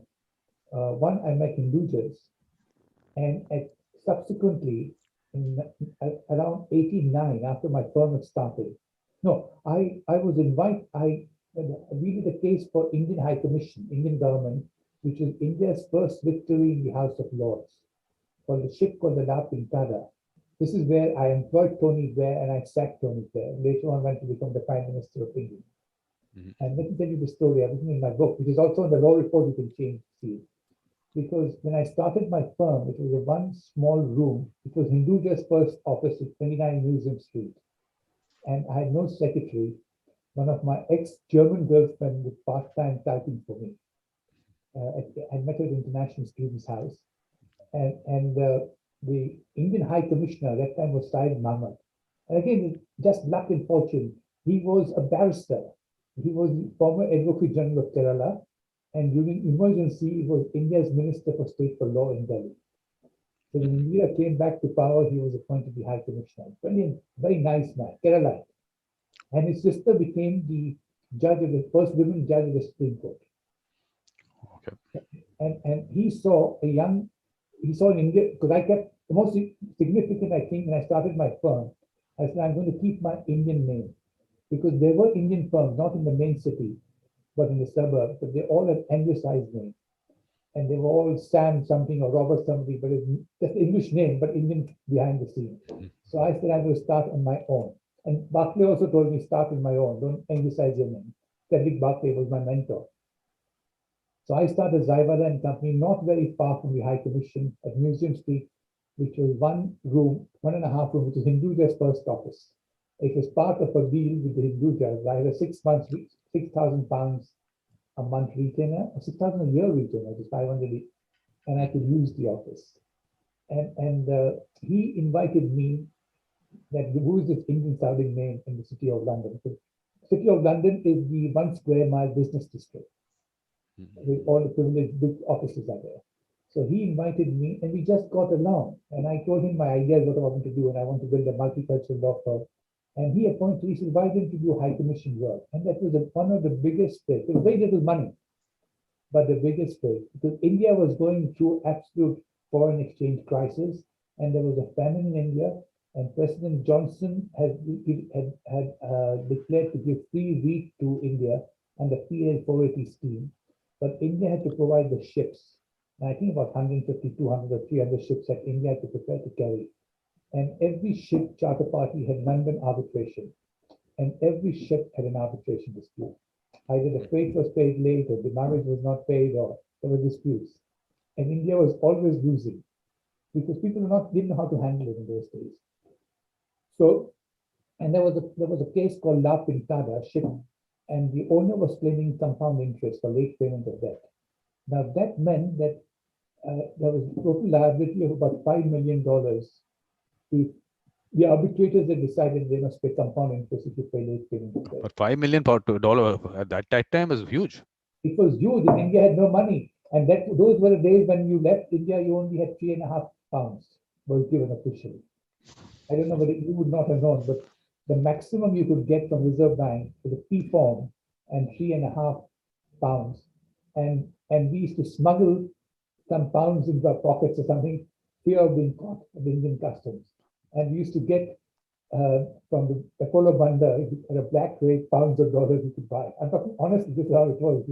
I won't remember, because when I traveled, I was very young when I traveled. I think we had enough dollars with us, so I know that. I don't know if it's No.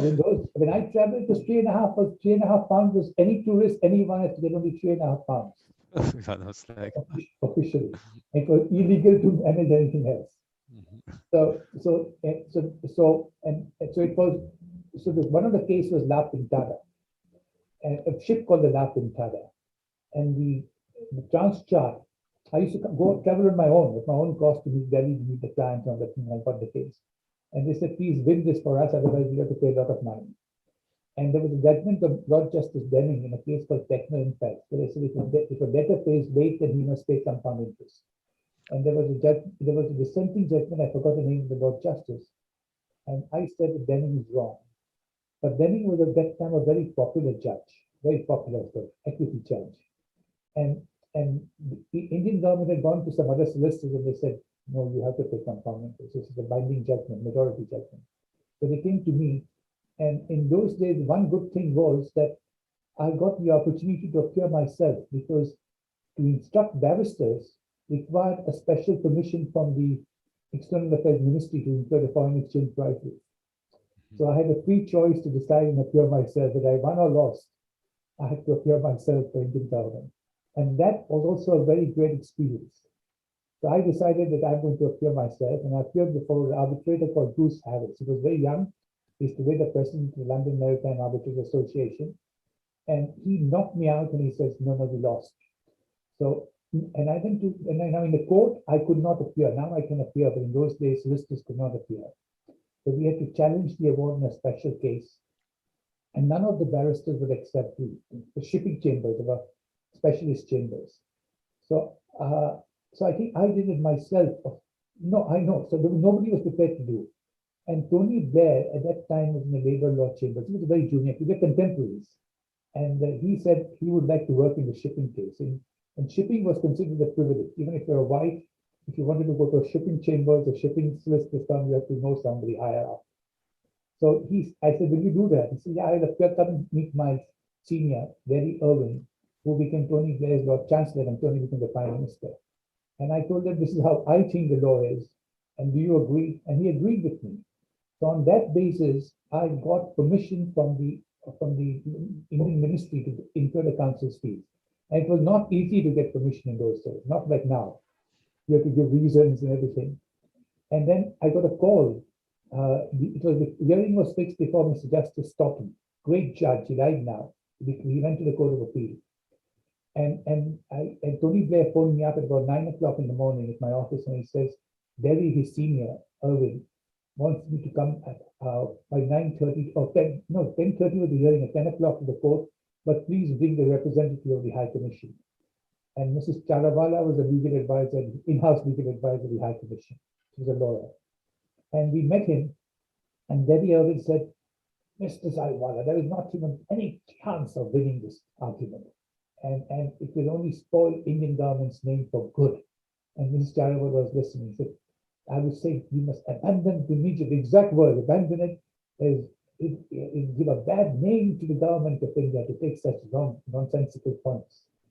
And I said, no, I've got instructions to brief you on the basis that you agreed with me. He said he's not going to argue. This is absolutely the honest truth. So we went into the court. I told Mrs. Zaiwalla, Ms. Zaiwalla probably was not following anything, but you do what you want. I said, no, we reject the Queen's Counsel's advice. We went in. It came before Mr. Justice Stoughton. The other side's counsel is Martin Mobley, who became the Court of Appeal judge. And today he's the chairman of the fire inquiry, clearing inquiry, where about 80 people died in a fire. Mm-hmm. So, and Stoughton was so well prepared. He looked at the Administration of Justice Act, and our friend Irwin and Blair were totally unprepared. So, and the hearing took place, and by afternoon, the judge, we won, that said, committed the award back to the arbitrator. So I had to sack Blair and Irwin, and the whole bar knows about it. And then I went again back to the arbitrator. I appeared myself, and we lost. And this is true, completely true. And we lost. And Bruce Harris put a postscript that he's making the award with much more enthusiasm. That compound interest must be paid. So we're back again. Therefore, Mr. Stoughton, none of the barristers wanted to appear. So I took Ellis Meyer. He was a white Jewish lawyer who used to work in Calcutta, a very fat. So he appeared. He didn't know what was going on. But Stoughton said, before we start, he said, I'm going to leapfrog. We go straight to the House of Lords. We went to the House of Lords. Nicholas Phillips appeared, the great barrister. We won 5-0. And that was in 82, 9 months or a year after I started, 83. And that's a reported judgment in the Lloyd's Law Report 1981, Lloyd's Report 39. Tony Blair, the Derry Irwin, instructed by Zaiwalla and Company for President of India. Wow. And to the credit of Tony Blair and Derry Irwin, they both wrote to me apologizing and saying that they were wrong. But I had to actually have exchange of notes before I sacked them. You're not allowed to. That's the thing. Now, how did I meet Tony Blair? Now, this again, I was in a position because I was the only non-white solicitor who had held himself out to do shipping work. And I happened to meet, and I was introduced by Farooq Udwadia from Bombay, the doctor who is now chairman of Bombay, the big hospital in Bombay, the big private hospital in Bombay, Bombay Hospital, not Bombay Hospital, Beach Candy Hospital. Beach Candy Hospital. He's the chairman of Beach Candy Hospital. Now, he invited me, introduced me to a chap called Parsi called Mike Minwala. And he was working in Global Shipping Company of Dubai. Al Shirawi Group is still there. Mike has passed away. And they had an arbitration concerning the shipping arbitration regarding Jumeirah Beach Hotel in Dubai. It's about $1.5 million claim. And Cedric Barclay was the sole arbitrator. He was the most prominent arbitrator. And the other side applied that the arbitration should be shifted to New Orleans because all the evidence was there. And I had appeared, and he shifted it. And he said to be economical. And I met Tony Blair and Barry Irvin. I was traveling first class from London to New Orleans for the Irving. And on the flight with me was Tony Blair and Barry Irvin. That's what I met. And we had 15 days together. That's how I got to know. We won that arbitration just marginally. So that's but this is getting into now. One is at this stage, but getting into London and starting off there initially. I mean, when you landed up there, a little bit about that part of life. But I tell you about that part. It was very different because one advantage I had. I was the first one. So, and I being from the Parsi culture, I knew how to handle the English and the please and politely and courteously. Because Parsis are known to be always courteous. And this is what I was taught in my early days, that you can say what you want, but always gently and courteously.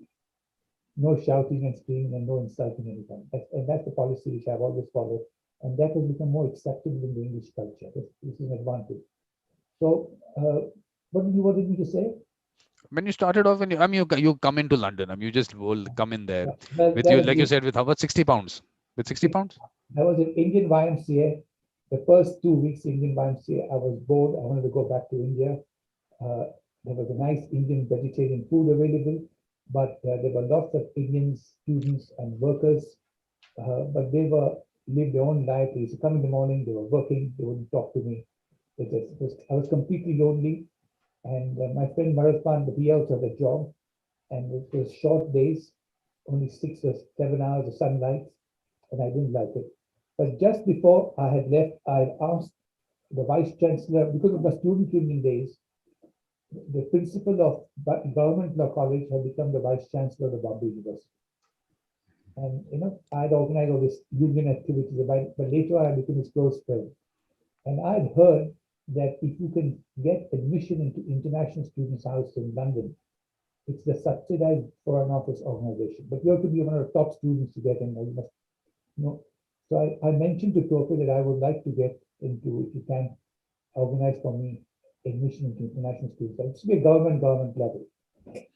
So, and he had received a reply from, I think, Sir Hugh Springer, by memory, was the Vice Chancellor of the Commonwealth University, that they asking me to contact him, but I didn't take it seriously.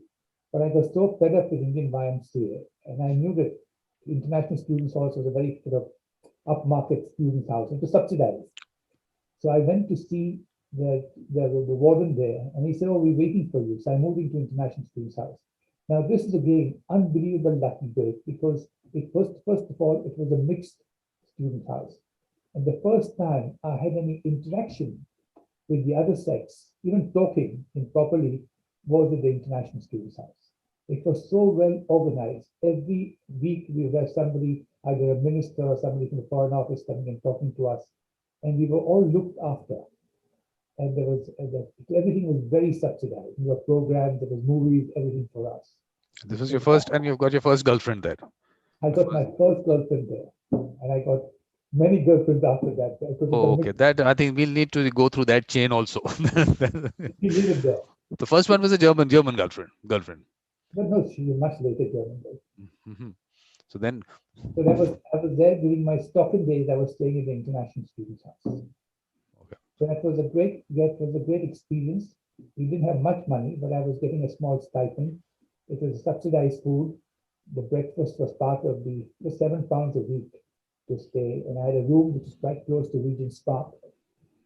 And they allowed us to take some extra food in a packet if they wanted to. So I would take to the office, and the dinner we had to pay for it, but it was also very heavily subsidized. So it was quite good. So I stayed for 2 years.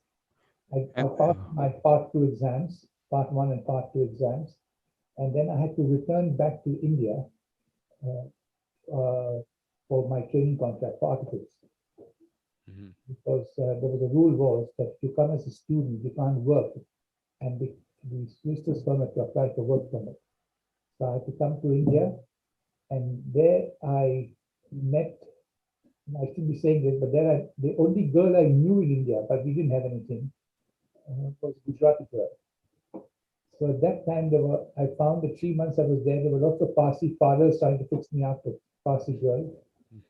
And I happened to meet her, and somehow or the other, and she proposed marriage to me, and I agreed, and we married and came back. What year was that? And that was in 75. Well, it was in 78. 78. Okay. So you got 75 was when I left for India. England. So you got married, and she came with you then after that. Okay. So that's a young couple starting off in London. What was it like? Well, accommodation was a problem. We had to stay in a very cheap accommodation. It's part of living. That's part of you start, and you have to work. She also took a job, and you manage it. So, and I also had the Hindu support because it was a great experience. And when I started two of my other big clients, also I met through Hinduja, because Hinduja at that time were traders. And the Setia liners, Raj Setia, I don't know whether you know Raj Setia. We heard the name, yeah. Ranjit, Raj, and Nirmal. Nirmal is still a billionaire somewhere in Dubai. Ranjit has gone back. Raj was found not guilty after 32 years by the Delhi court of allegedly stealing 192 million pounds in the bank, as you probably know, last year. And it built up. No, but I'm just thinking that now that you're a young lawyer a young couple there. How do you interact with society? How are you accepted in society? What does that happen? How does that happen? I found no difficulty. In fact, when Merkel and Prince Harry and his wife issue came about the racism, I sent an article to the Daily Telegraph. I didn't publish it. But I don't think that Britain is a racist society, but it's a classist society. And we mustn't forget that Britain ruled the world, 2/5 of the world for 300, 400 years. And America is different. America is a country of immigrants. Britain is a country of natives. And I found that they had only two classes for any colored people. Either you were the Maharaja class or the coolie class. There was no middle class for them. So if you spoke well, and if you showed courtesy, then they would take you as an acceptable class. Things are different now. Now it's become much more multicultural. So I didn't have much of a problem. There were problems. There were racist problems, but there was a culture. And in my book, I mentioned that I had to once complain against solicitor who was rude to me, and to a senior partner of Clyde & Company. I just wrote a letter. I used to do things on my own because I had no one to take guidance from. And the senior partner phoned me up and said he wants to come and meet me. And I was surprised. I thought something was going to happen. And he came and brought the young solicitor and made him apologize to me. And he said, in the city of London, we will not tolerate discourtesy. So it was a different.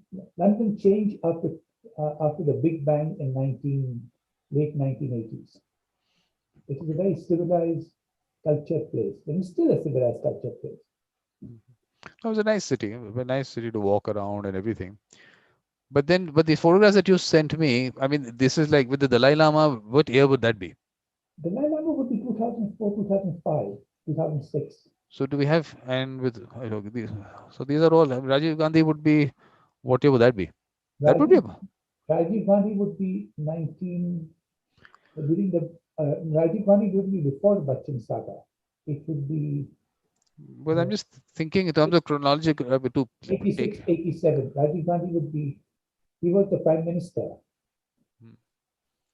Let me tell you how I met. See, again, it comes by chance. And this is what I call the grace of God. I got to know Rajiv Gandhi because I was the only Indian law firm in the city of London and High Commission solicitor. And Rajiv was something was happening there. Yeah, and Rajiv was the chairman of the 9th Asian Games Committee. And 9th Asian Games Committee had a contract with a company called Metco in Dubai for $5 million, and that contract was breached and India never got them to perform. So they sued the Society of Ninth Asian Games in London, and they had instructed me to the High Commission.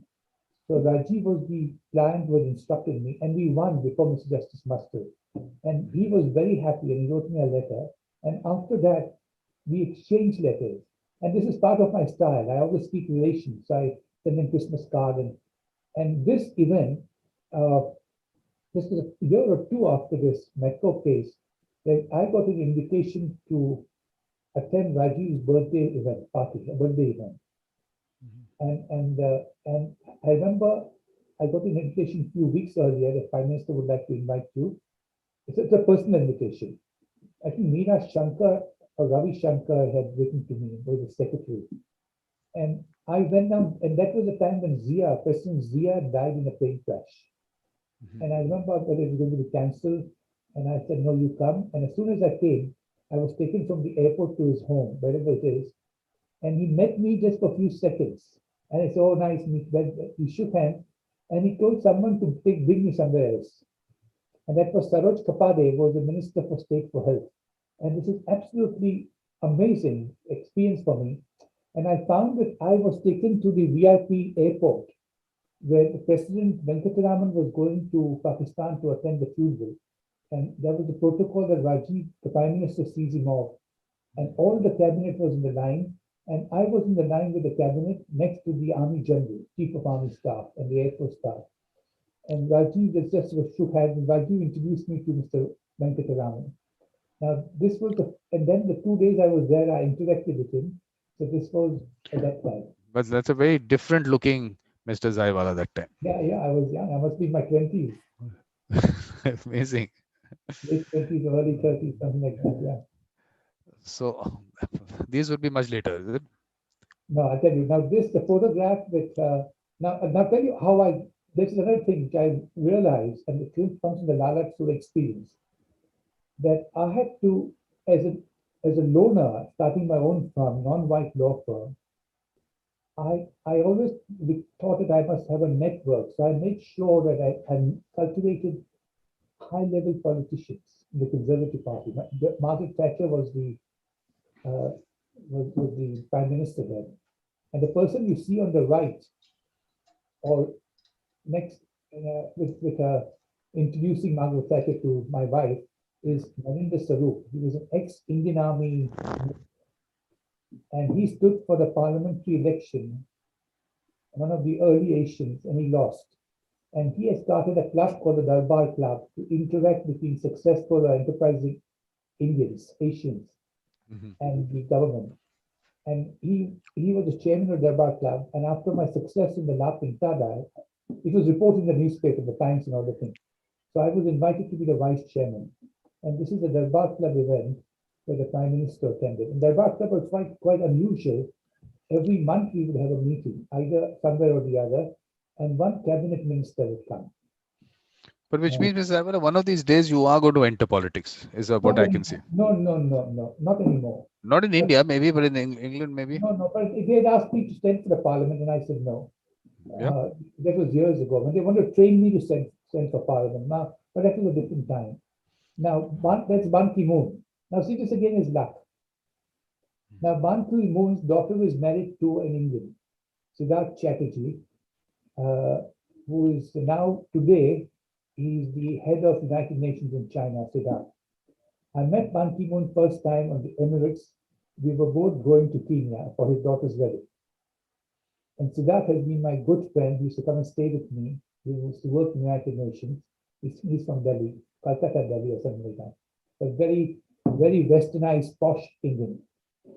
And so we traveled together from Dubai to Nairobi together. So I was told that he was going to be on the flight, and we became good friends. And that time he was standing for the election for the United Nations Secretary General. And I think an Indian was standing against him, who is now a member of parliament. Who's the member of parliament from Kerala? Trivandrum, who's a Congress party leader. Speaks very posh English. Oh, Shashi Tharoor. Shashi Tharoor was contesting against him. And I think India made a big mistake of officially supporting Shashi Tharoor. And I had lots of political connection by that time, international, because I had also formed, and that's the other story, Asian Business Breakfast Club with the support of the Chinese government. So I had lobbied for him, and he, when he became the Secretary General, he invited me and my that time girlfriend, Ukrainian girlfriend, Zoya Babeza from New York. And I spent a weekend with him. And the next day, he took both of us to come and see me in my office, United Nations. And this was taken in the Secretary General's office, Ban Ki-moon. A lovely man, honest man, straight man. That's the interesting part. Like even with, say, when you're talking about Rajiv Gandhi, the Rajiv Gandhi, the person must have been a very nice person. I mean, I would think just pushed into politics, I would think. He was a very gentle person, a very gentle soul, a very nice man. And sometimes you just click, and this is called energy connection. And that energy connection comes with integrity and faith in God. I do believe. But that's also important to actually see that aspect of people also. I mean, you would see the person on television, on speeches and everything. But there's that person inside who's just been thrown into that world. I have great respect for Rajiv. Rajiv and I got on very well. And I remember after we won the Bachchan's case, I had nearly 2 hours one-to-one meeting with Rajiv Gandhi. And a very evolved, sort of gentle, very gentle soul. Yeah, I mean, just the fact that a person wanted to stay away from politics, actually had to come in because of circumstances. But it was definitely a tough thing for him also, I think. Yeah, I suppose so. It was good. But you meet people, and once you get into the circle, you meet more and more people. But tell us about those interesting people that you met around the world. You were talking about that Nigerian experience last time. You were talking about. I have met lots of people. This is again by chance, but you have to free yourself from constraints, and you must be honest and straight. And let me tell you how I got into China. When after we won the Bofors case, Kuldeep Nair became the new High Commissioner for India, and he called me, and we were Indian government solicitors, and he gave me a very politely, courteously, after he gave me an option. He said, "Why are you, exact word, why are you acting? You're a good man. Why are you acting for his rogue rascals, Bachchans?" And he gave me an ultimatum, polite ultimatum, that you decide who you want to act for, the Indian High Commission or the Bachchans. And the Bachchan's case was not over yet. So it was still sort of lingering on, because there was New York proceedings and all that thing. And he gave me 7 days to decide. And he told me quite firmly, 7 days to decide whether you want to act for the High Commission or the Bachchans. I mentioned this to Bachchans, and they panicked. And they said, no. You must continue to act, it's not fair. And there was no conflict of interest, because I took the view that Bachchans were not suing Indian government. They were suing a Swedish newspaper to clear their name. Maybe you can give a little background on that part, because a lot of people obviously would not know about that case. This was a case which still troubles me. And when my book was written, it was one of the most stressful periods when Abhishek's son started criminal proceedings against me in Delhi last year for libel. It all relates to the famous Bachchan's Bofors case. Even after 26 years, when I launched my book in Delhi, there were 2.5 hours press conference or the launch, and 2 hours of conference was on the Bofors, who got the money and who was involved in the corrupt scandal. Now, but the Bofors was the Indian government bought some field guns called Bofors. I can't remember what they were at that time. It was a very big purchase for the entire army for some hundreds of millions of dollars. And it was sold by the Nobel Group. They manufacture arms, but they are the same people who give Nobel Peace Prize. Now, what happened was that a Swedish journalist, a clever little, wanted to show that there they are talking about peace prize, and they are corrupting the politicians and selling arms. And he got some documents out. I don't quite remember, that he said an Indian high-level politician had got a kickback of $62 or $64 million, and that was received by the friend of the high-level politician. The names were not mentioned. Soon after that, the Swedish Prime Minister, Olof Palme, who signed the agreement with the Indian Prime Minister Rajiv Gandhi for the deal, it was signed in Sweden. he was shot dead when he was doing his exercise run, and nobody has ever caught the criminal. And that got the controversy high. There was an Indian journalist called Chitra Subramaniam who supported VP Singh. Actually, because VP Singh, what happened was that when the scandal broke out, it broke out from Sweden. There was a hue and cry against the Prime Minister Rajiv Gandhi. People pointed the finger that it was Mr. Rajiv Gandhi, and they said that the money bag who took the money for the Prime Minister was Amitabh Bachchan, the film star. So there was a hue and cry. Bachchan had to resign his seat in the parliament. His films went to flop. Nobody wanted, and the Prime Minister and the Prime Minister lost the election, and VP Singh came into power. And nobody has ever known. And Mr. Bachchan came to me to sue for libel. We sued in the English court. We won, but that's the other story how we won. We won't go into that now. So, but the Bofors saga comes on and off in Delhi for the last 26 years. Although there have been many bigger scandals after that, but the Bofors still goes on. So that is you could change the government to definitely had a major role to play in the politics in India. But I met VP Singh. I met VP Singh on a one-to-one. I'd gone after this whole thing was over. So let tell you what happened. Coming back to the thing. So the Kundit Naya told me that you have to decide. And I, after careful consideration, went back to him after about 4 weeks. He called me again. He said, I've decided to stay. I cannot drop him because he's a client. There is no conflict. So I got a week later, I got a one-line email. I'm sacked from all the cases. And I had nothing to do with the Indian High Commission anymore. That remained the position. So then what happened was that they stopped paying all the outstanding invoices of council fees. So that's another horror. We won't go into that now. But I met 3 or 4 years later, after the courting was over, I was in Bombay and PC Alexander was the governor. And he invited me for a cup of tea. So I went with my young son, Varun was 8 or 9 years old, and for tea at the Raj Bhavan. And he told me that VP Singh is staying with him and he would like to meet you before you go. So Varun and I went to his private quarters in the Raj Bhavan and we spent 3 to 4 hours talking. And VP Singh told me this. Now, this I have not said that.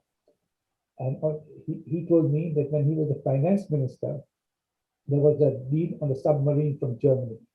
And his ambassador from Germany told him that there's a big kickback and somebody hired for. So I went to my exact words. So I went to my prime minister, put him all the information. He said, leave it with me. I'll deal with it. Nothing happened. Then he said, my Swedish ambassador, Indian ambassador to Sweden, told to me about the Bofors gun deal. So a big kickback had been paid at a very high level. So I went to the prime minister. The prime minister said, leave it with me. Nothing happened.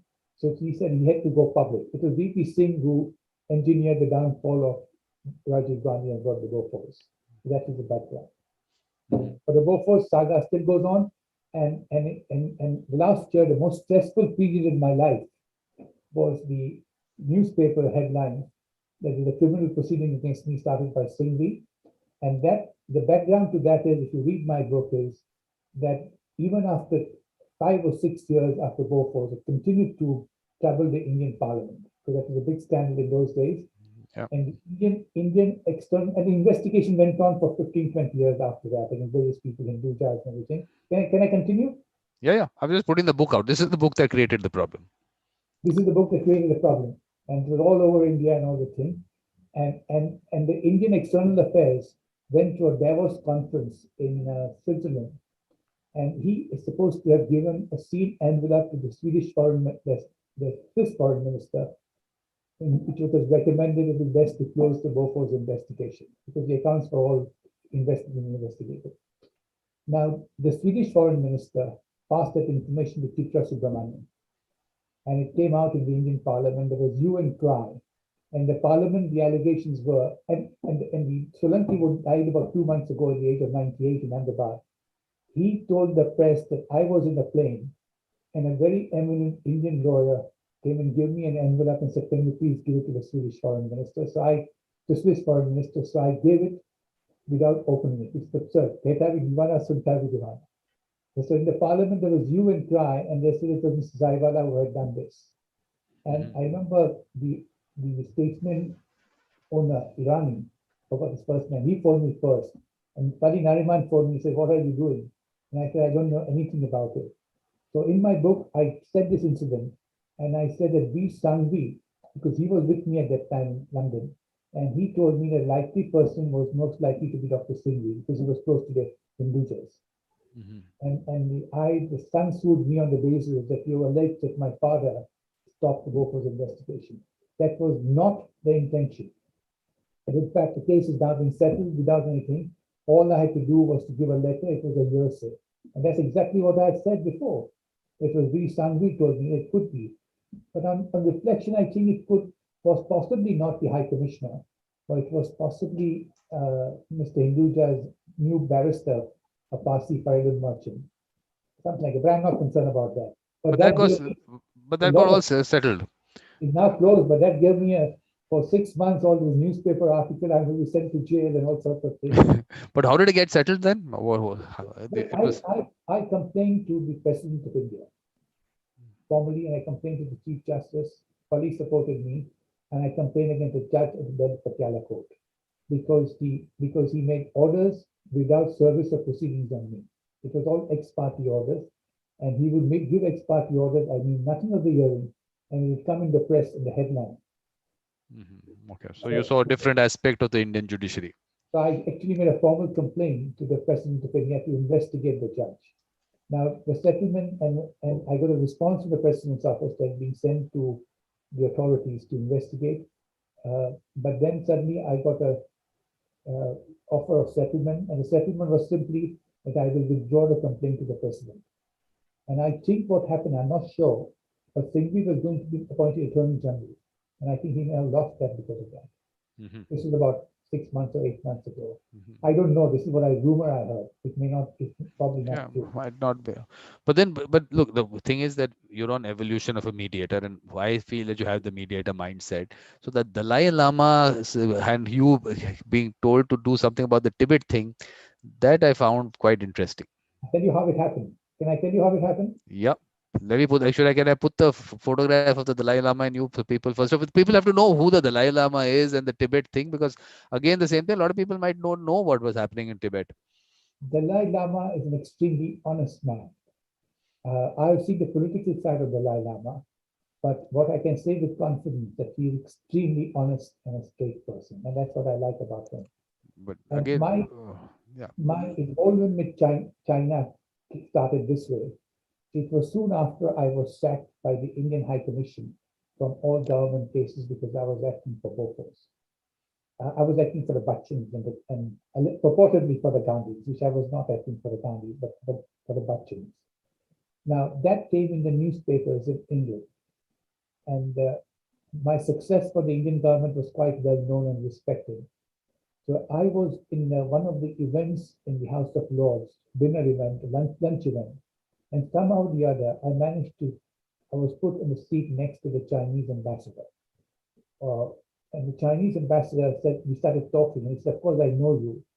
And he knew that we had been sacked by the Indian government. And he says, why don't you help us? Why don't you start an office in China? And I thought he was not serious. But I asked him, I wrote him a letter saying that's a good idea, and he invited me for lunch. And true to his word, he said, I would like to sponsor your trip to China.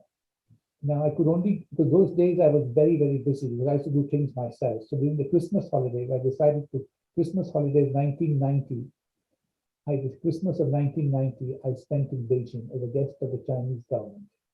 And I was put in the Beijing hotel that was the main hotel for overseas guests at the time. And I spent 8 beautiful days with a minder, meeting the Chinese and telling them about how the law firms work and all the things. And it was a goodwill visit. And that's how I got to know China. And ultimately, I started an office in Beijing, acting for the Chinese. Before me, there was only one other international firm in China. That was Clifford Chance, the first law firm. I was the second. But I was a small firm sponsored by China. And Clifford Chance and the others who came in acted for the Europeans and overseas Chinese. I acted for the Chinese. So that's how I got into China. We had a very good relation with China. Now, what also happened that in 91, when John Major became the Prime Minister, see how things work. Hindujas by that time had gone big, and when the Diwali party used to be a grand affair, they moved to the Union House. 2,000-3,000 people used to come to the Diwali party, and John Major was that time a first secretary in Margaret Thatcher's government of the finance. I said hello to him, but nothing more. And then he became the Prime Minister. And this is exactly how it happened. Gopi would not like me telling you this, but I'll tell you this. Hindujas were nurturing John Major, and when he became the Prime Minister, they wanted to host a dinner for him to meet the Asian business leaders. And so John Cope, who was the vice chairman of the Conservative Party, came to see me in confidence, because I was the only non-white in the city circle, and said, the Hindujas want to host, what is your view? And I said, no, it would not be right, because the other Asians, like Sarosh Zaiwalla, would be jealous of the controversy. Why doesn't the Prime Minister host dinner at 10 Downing Street himself? And I had a different agenda, because I wanted to show to the city that the time has come, the Prime Minister of England is prepared to interact with the non-white business leaders in the Downing Street. So dinner was organized. I and John Cope organized it. But the first ever dinner in the cabinet room of 10 Downing Street with John Major and John Cope and one other thing, and there were 20 guests, 21 guests. So that is how we met. Now, and the dinner was a great success because Major was the chairman, but I was next to him. Next to me was Vijay Mallya, and opposite me was Gopi Hinduja. And it was a lovely dinner. I was in the cabinet room with all this thing in 10 Downing Street. And it went very well. And I was speaking most of the time with John Major introducing. And Major and I got along very, very well. And that was an unusual friendship. We became so close that we could talk personally about anything, religion, politics, God, exchange ideas, exchange thoughts. And that was an enormous, enormous experience. So the Chinese ambassador, it was public knowledge that I was a friend of Major, because I used to travel with the ministers all over the world. The British government minister, the only brown face on the screen. And the 2 visits to China with Michael Hazard time with about 160 top business leaders in a jumbo. So the Chinese ambassador said at that time there was an issue happening about handover of Hong Kong. This was 93, 94. And he said, look, they believe that Mrs. Thatcher the Conservative government thinks that Mrs. Thatcher has undersold Hong Kong, and Britain is going to backtrack. In 1997, Hong Kong was going to be given over to China, and there are two government schemes. So I said, I'll be happy to make. So they said, can you facilitate the second channel dialogue? And I mentioned to Major, and he said, yes, sure. And there was a meeting held in my office, not with Major, but Lord Haskett was the leader of the House of Commons, confidant of Major, and Basil Feldman. He was a real fox. He was the chairman of the National Union of Conservatives. And the National Union of Conservatives, he represents all the conservative constituency parties. He would have a half-an-hour meeting with the Prime Minister, even today, the chairman with the Prime Minister telling what the country is thinking about the country. So we had a meeting in my office where the ambassador, somebody from Beijing Central Committee came down on Hong Kong. It was a very good meeting. And we resolved, and the British side gave an assurance that was not the intention, and the channel was open. That was my involvement. Now, the Dalai Lama somehow got to know about it. So I got a call when he was coming many years later.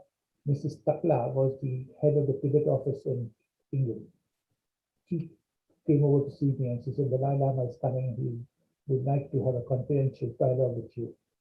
So dialogue was arranged in Glasgow. He was speaking at Glasgow. I remember I had not a girlfriend, but a girl whom I knew, and she was very keen to meet the Dalai Lama. I went with her to Glasgow, and there was a whole event. So I was in the front seat. Takla was looking after me, and after that, I went. The girl was not allowed to come, and we had 1.5 to 1.5 hour meeting. The Dalai Lama said that he has found out that the only non-Chinese whom the Chinese trust blindly in Europe is me. And I was very close to China. I used to meet the president, prime minister, and everything. And he said that he would like to have a second channel dialogue. He knew about his Hong Kong thing from over the other. And he said he wants to go back to Tibet not as a ruler, but as a pastoral to meet with his flock, the religious flock, so the spiritual side of it. And before the meeting, I of course had to take permission from the Chinese ambassador because we were acting for China, and he couldn't say no. But he briefed me fully on the Dalai Lama's behavior, and he showed me books which was in Chinese, but he said he could translate it. And the Dalai Lama was supporting the writers that said half of China was Tibet. In fact, I remember when I met Dalai Lama, I said, "Is it true?" He very honestly said, "Yes, true," because they are my people. Tibet was very big that earlier. Yep. But I mean, maybe at this point, maybe you can just tell everyone about Tibet and Dalai Lama and him getting out of Tibet. I think that'd be a good thing to see the background of that. Quite complicated, but that Tibet historically is an independent country. It's a very big, it went not just to Tibet now, but it went right up to Chengdu and other areas of China, was part of the Tibetan kingdom. It was a religious, spiritual kingdom, a Buddhist kingdom. And the Dalai Lama is selected, not elected. When the Dalai Lama dies, then they have this whole culture, spiritual thing of finding out a newborn who they claim is the rebirth of Dalai Lama after some 3 months or 4 months or something like that. And Tibet technically was part of India during the British rule, because the British, this is a fact, that the British used to rule by having agents. Agents were like governors. The Maharajas were appointed, but there was a British agent who behind the scene controlled everything. And it was the British agent from Delhi who was in Lhasa controlling the thing. And there was a border sign between the agent, Tibet, and the British India on the border of what is Tibet. This is where the whole dispute is. Now, and this is where the line of, and when India became independent, and after that deal, there was a Colonel McMahon signed the border between Tibet. If Tibet was a sovereign state, technically, but all that part of the British control. And this is where the McMahon line is in dispute. What China is saying that this is not the original Tibetan border. This is an English general who just drew it and said this is the border. Now that is not correct, because Tibet was a kingdom that time, although the British agent, and they signed it too. So I mentioned this to the British Chinese ambassador. So this was the dispute, and then 1948, after independence, the Chinese army just moved into Tibet without invitation or anyone. And I think India just remained, Pandit Nehru just remained silent. That's very interesting, actually. That one whole kingdom gets taken over. Did Nobody- the world also keep quiet, or was it just India? Well, it was a different time, just after the World War. The Chinese army just came in. And Tibet was always independent. And Tibet was very close to India. It was part of the British, not empire, but British agent was there. So the British controlled it behind the scene. Like the Maharajas in India, all the kingdoms, they were technically independent, but the agent was like the controlling factor. The Maharaja couldn't do anything against the agents of that. But that was the time that the Dalai Lama had to leave. When did? Dalai Lama did not. The Dalai Lama then it continued until about next 6 or 7 or 8 years. Dalai Lama was also selected to take part in the Chinese podium of parliament or something like that. But life became very difficult for the Buddhists, and he became a sort of there were lots of killing and all the things, supposedly, allegedly killing and all the things. So the Dalai Lama fled in the late 1960s. There's a Tibetan refugees came. They came to Dharamsala. Came to India. But this is it's also interesting that India, the government. But only Tibet was occupied in 48, but the refugees started coming in the middle of 60s. But the main thing is that we have a government in exile of Tibet running from India, which is at McLeod-Ganj. Yeah. I've been there, McLeod-Ganj. So, but with the Dalai Lama, I mean, the whole thing, is it ever going to? I mean, are the things going to get settled ever? No, I don't think it will, because the Chinese, because of my closeness to China, that I had sort of spent time with them, and we also won arbitration cases for China. I was very close to China. The Prime Minister's president interacted with me, so they couldn't say no to me, but they were not very happy. So when I reported back to the ambassador, I said, look, the Chinese policy on religion I knew has changed. And in the communist rule, religion is forbidden. But now the policy is that you can have religion, but it not be controlled from outside. So you can have church, but not controlled from Rome or London. You Okay. can have Islam, but not controlled from Mecca, that kind of a thing. So I said, if that is the case, what is the problem? Let him, he doesn't want to get into politics, let him look after his flock from Lhasa, Kotla Palace in Lhasa. Mm. So they listened to me, and then I had one meeting, they nominated somebody to talk, and then Chinese ambassadors told me politely that they've invited following this, they've invited Dalai Lama's brother, and so there's no need for you. So I got my message. In 2012, I was invited. That was my last visit to China when Xi Jinping took over, and I realized that I was left out. I was courtesy they were there, and I made some inquiries about it, and they told me quite clearly, at least I gave me the impression quite clearly, that they believe that after Dalai Lama passes away, there'll be no problems. So there's no more discussions. Because the important thing is that you should be looking at being a mediator a little more. But Tibet is now very difficult because you see now there are more Chinese home in Tibet than Tibetans, and Tibet has now progressed so much. There's a railway line from Chengdu to Lhasa. Economically, it has progressed enormously, and the whole culture has changed. Because in general, we need mediators like you out there in the world doing some nice things there. More than mediator is a facilitator. Yeah. The second channel dialogue is more of a facilitation. Yeah. And you know, after the Hong Kong facilitation, China made a formal request to me that if I can facilitate dialogue with India on the border dispute. Okay, that should be interesting. And I started that, but Jaswant Singh ignored it. And I believe we could have at least started the dialogue going. I don't know what the outcome would have been. I remember the ambassador telling me that we can show you evidence that there are no minerals in the Himalayas. They just want the border to be finalized. Yeah, but helps everyone. I mean, such a dispute to continue for so many years. For what reason? I mean, it's a dispute, but in fact, we had a strong point. There was a treaty signed in the before India's independence, 30 or 40 years before, between the Tibetan government and the British India on the border. And that is binding, and that's what we call the line of actual control, that one line. Yeah. And that was actually signed when Tibet was a sovereign government, technically. So you can't now say that let's go to the historical borders. Only thing what we are going to do now is we are going to go somewhere where you should have been today, but you have been here because you wanted to be with us. So let us just go here. This is where we should have been. Yeah. That's where you should have. Can I have a break for a minute? Please, please, please. I just go to the toilet and come. In a minute.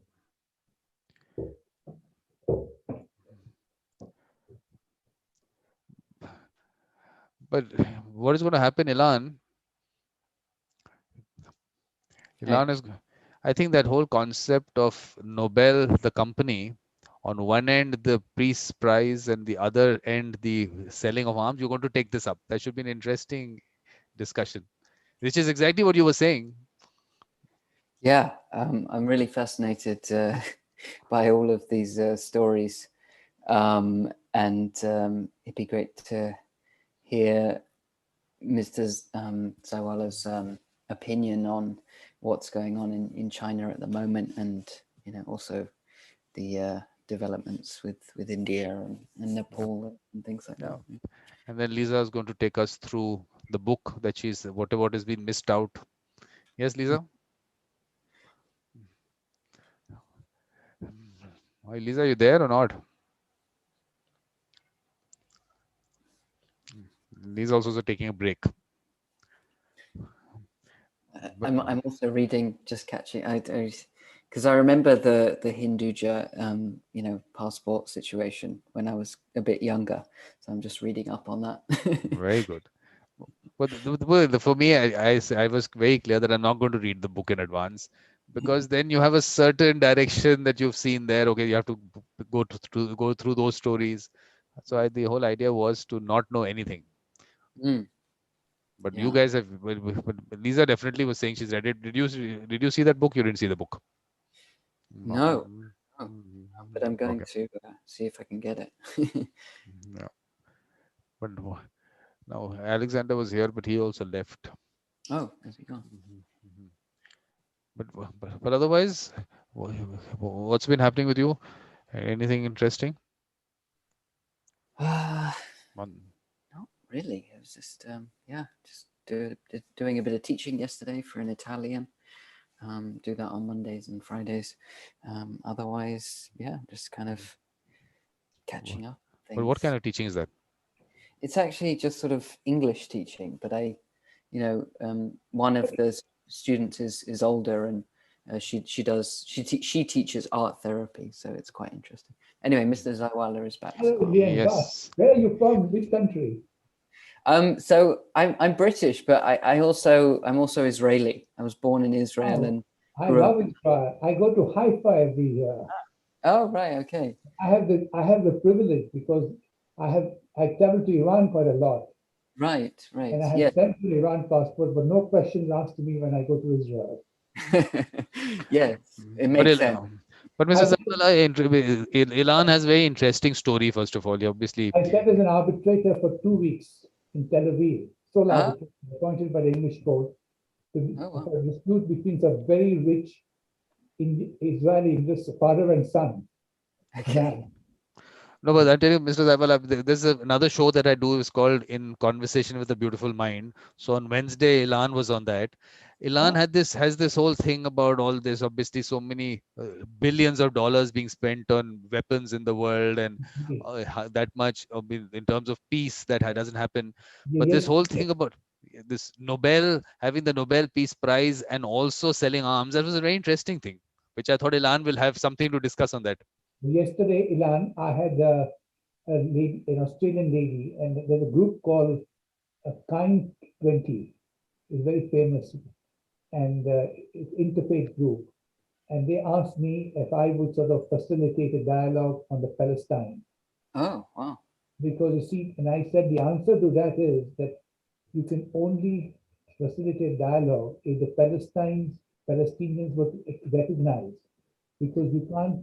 Israel is a very powerful country, and only the Gandhian way you can do that. Because when Mahatma Gandhi, when he had to take on the British, he was practical. He knew that in the early 19th and 20th century, Britain was so powerful that you can't force them out.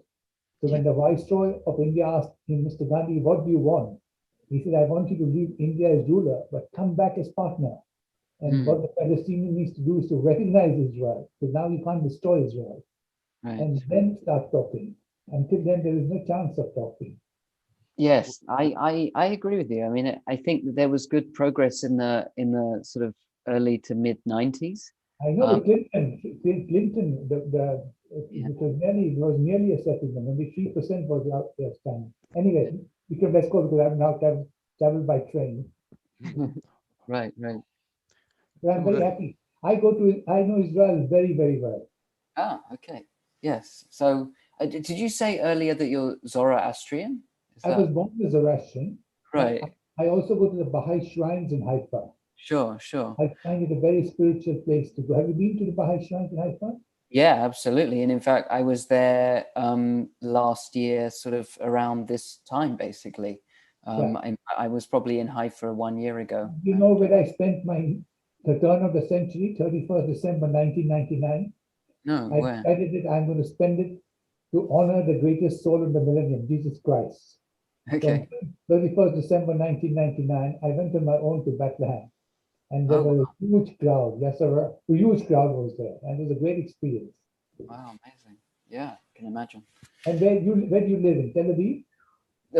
No, right now I'm based in northern Italy because in Israel, where do you live? So to be honest, like my family is actually British. So when I was there, I lived in Tel Aviv, but I don't really actually even have family. I know I've traveled all over Israel. I know Israel very, very, very well. But interesting thing is Zaiwalla is that then he went to China. He stayed in Shanghai for many years. Beijing, actually. Beijing, yeah. You went to China? Yeah, I lived there for almost 5 years the first time. Where did you live in Beijing? Well, at first I was, teaching English, like living up in near Wudao, near the universities. But then later I worked for the UK government at the embassy in Beijing, and I was living near Guomao in Shuangjing. I know the embassy very well. Yeah. I had an apartment in Yabalo. Oh, okay. Where they did central post offices. Right. Okay. Yeah. Well, I remember earlier you were talking about the Beijing hotel, Beijing Fandian, and that's on the huge road that the name escapes me now. The road that Tiananmen Square is. And my favorite, whenever I go to Beijing, is to have an Indian restaurant owned by a Parsi called Taj Pavilion. Did you ever go there? No. China World Hotel. Yeah. Okay. But Mrs. Zaiwalla, you didn't tell us about the Baha'i faith. Yeah, love to hear about Yeah, I'll tell you about the Baha'i faith. I believe in there's one religion, one God, and I think the world has to. If you look at the Hindu Shastras also, we are now passing from the Kali to Satya, which is going to a cusp. And therefore, what we require is a new world order. And the Baha'i faith is simply based on the principle of one world, one mankind. And mankind includes equality of men and women, and not one humankind, really. And so Baha'i faith is started in Iran, and the Baha'is are persecuted and killed in Iran and jailed because Baha'u'llah, the founder, said that every age has a prophet sent by God to invigorate the spirituality of the world. And he said that my coming, it is end of Islam. And that is where it becomes a heretic as far as Islam is concerned. He said Muhammad was a prophet like anybody else. So to be a Baha'i, you don't have to give up your other. You can pray to Christ, you can pray to anyone. But the spiritual side is the same, or whether you call it Krishna or Muhammad or Moses, they're all the same spiritual side. The cultural side changes. And the Baha'i said the cultural side has to keep with the time. And the most important principle of the Baha'i first principle is to possess a pure, kind, and radiant heart. And complete equality. That's important between men and women.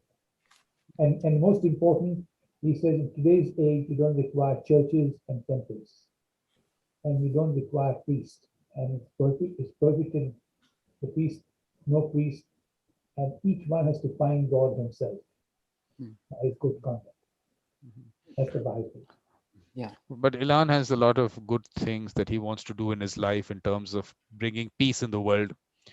Okay. So, Can I tell you there's a group called Unity of Faith, of which I was a chairman years ago, not anymore. And the team came yesterday to meet me came to my home for dinner in London. And they told me, I was not aware, they have a group called Kind 20, which has become worldwide with millions of followers for the COVID, an act of kindness. So I'm going to look into that. So if you contact me, and the team which founded the Unity of Faith, they're also all over the world now. They raise the issue of Palestinian, how to sort it out. That's difficult until the Palestinians recognize. Come on, let's start. yeah. No, because the important thing was that I was actually this aspect of peace and all this expenditure on arms. I was having this discussion with him on Wednesday. I agree with you. I think that one has to change. And the problem comes in, and I believe the world will only change when men and women are equal, when the parliament has 50%, because whether we like it or not, men have a lot of leaders have a lot of ego. But I find women are much more practical when it comes to, of course, there are egoistic women also, but the majority are much more practical. What do you say? Rosalia is here. Rosalia is from Canada. She works with the Canadian government also. What do you say to that? What Mr. Zaiwalla just said? That they need more women leaders? Sure. On merits, no favoritism. Mm. Yes, Rosalia. Basically, we need more women leaders, is what he's saying, to bring peace in the world. Yes, we do need more women leaders, but I think we complement each other very well. It's just a question of working in collaboration. I think there's there's good qualities on both sides. But have you heard the entire thing before this? Were you listening to all this? Were you listening to it, No, or you just came in? Okay. I thought maybe you'll have some question for Mr. We can let- Zaiwalla. let's start because I want to go now. Because that is Yeah. strange. So basically, look, I mean, at this point of Off time, my- when we had a break, you were going to show me something. You said, yes, no, I was going through your country house. Ah. That is what I wanted to see. But you sent me, you said you sent me that video also. So I Yeah. just want to see that. But just to see that there is for an honest person with ethics, there is still things which good things happen. There are That's many what. honest people. Yeah. No, I'm telling you that look, the world has changed over time, and you've seen the change. I'm sure we've grown up in that world. The world that you were saying that politics at one end was also a politics which was good politics. So that changed. So I'm just trying to think that from that kind of a background, and to keep those ethics, how did you manage that? I would really want to be interested to know that. And the world that you're thrown into a world where obviously ethics is not really the main thing that happens. But I think the ethics are still there. You'll be surprised. There are lots and lots of people who have good ethics. At least in India, I find in the legal profession. At present, there is still a lot of ethics. And of course, in the political side, things are going down. But you'll be surprised that lots of ordinary people also have lots of ethics. A lot of publicity is given to those who act without ethics. And it is correct that politicians, the standard is low, not only in India, but everywhere. For example, last week there was a news item in England that David Cameron tried to influence the Chancellor after he became the Prime Minister. He got a job to do something which is not right for the former Prime Minister to do that. So these sort of things are happening, which is unfortunate. But we He's must just an employee, Yeah. David Cameron. He's just an I'll employee. I'll give you an example. Many years ago, I just come back from London, and I just started my firm, and I went to Delhi, and I called on at his home Chief Justice Pathak of Supreme Court of India, and I told him this is absolutely exactly what him. I'm hearing that there is some corruption in the British Indian judges, and you know what he said? He said, I would like you to read the book of Lord Denning. And in Lord Denning, in that book, his autobiography, says it's over 300 years ago, I can't remember who was the Lord Chancellor. The Lord Chancellor wanted a judicial inquiry into the corruption among the British judges in the House of Lords, British judges. And they found that of all the judges, only one was non-corrupt. The rest were all corrupt. So Chief Justice Pathak told me it was that one judge, William Straight, who ultimately changed and brought everybody to line. I'll never forget that. And that is mentioned in Lord Denning's autobiography. So it is wrong to say that everybody is corrupt, everybody. There are lots of honest people, lots of ordinary honest people who are living an honest life. So basically, I just want to go to the place that you should have been, and you sacrificed your weekend, and this is where you would have been.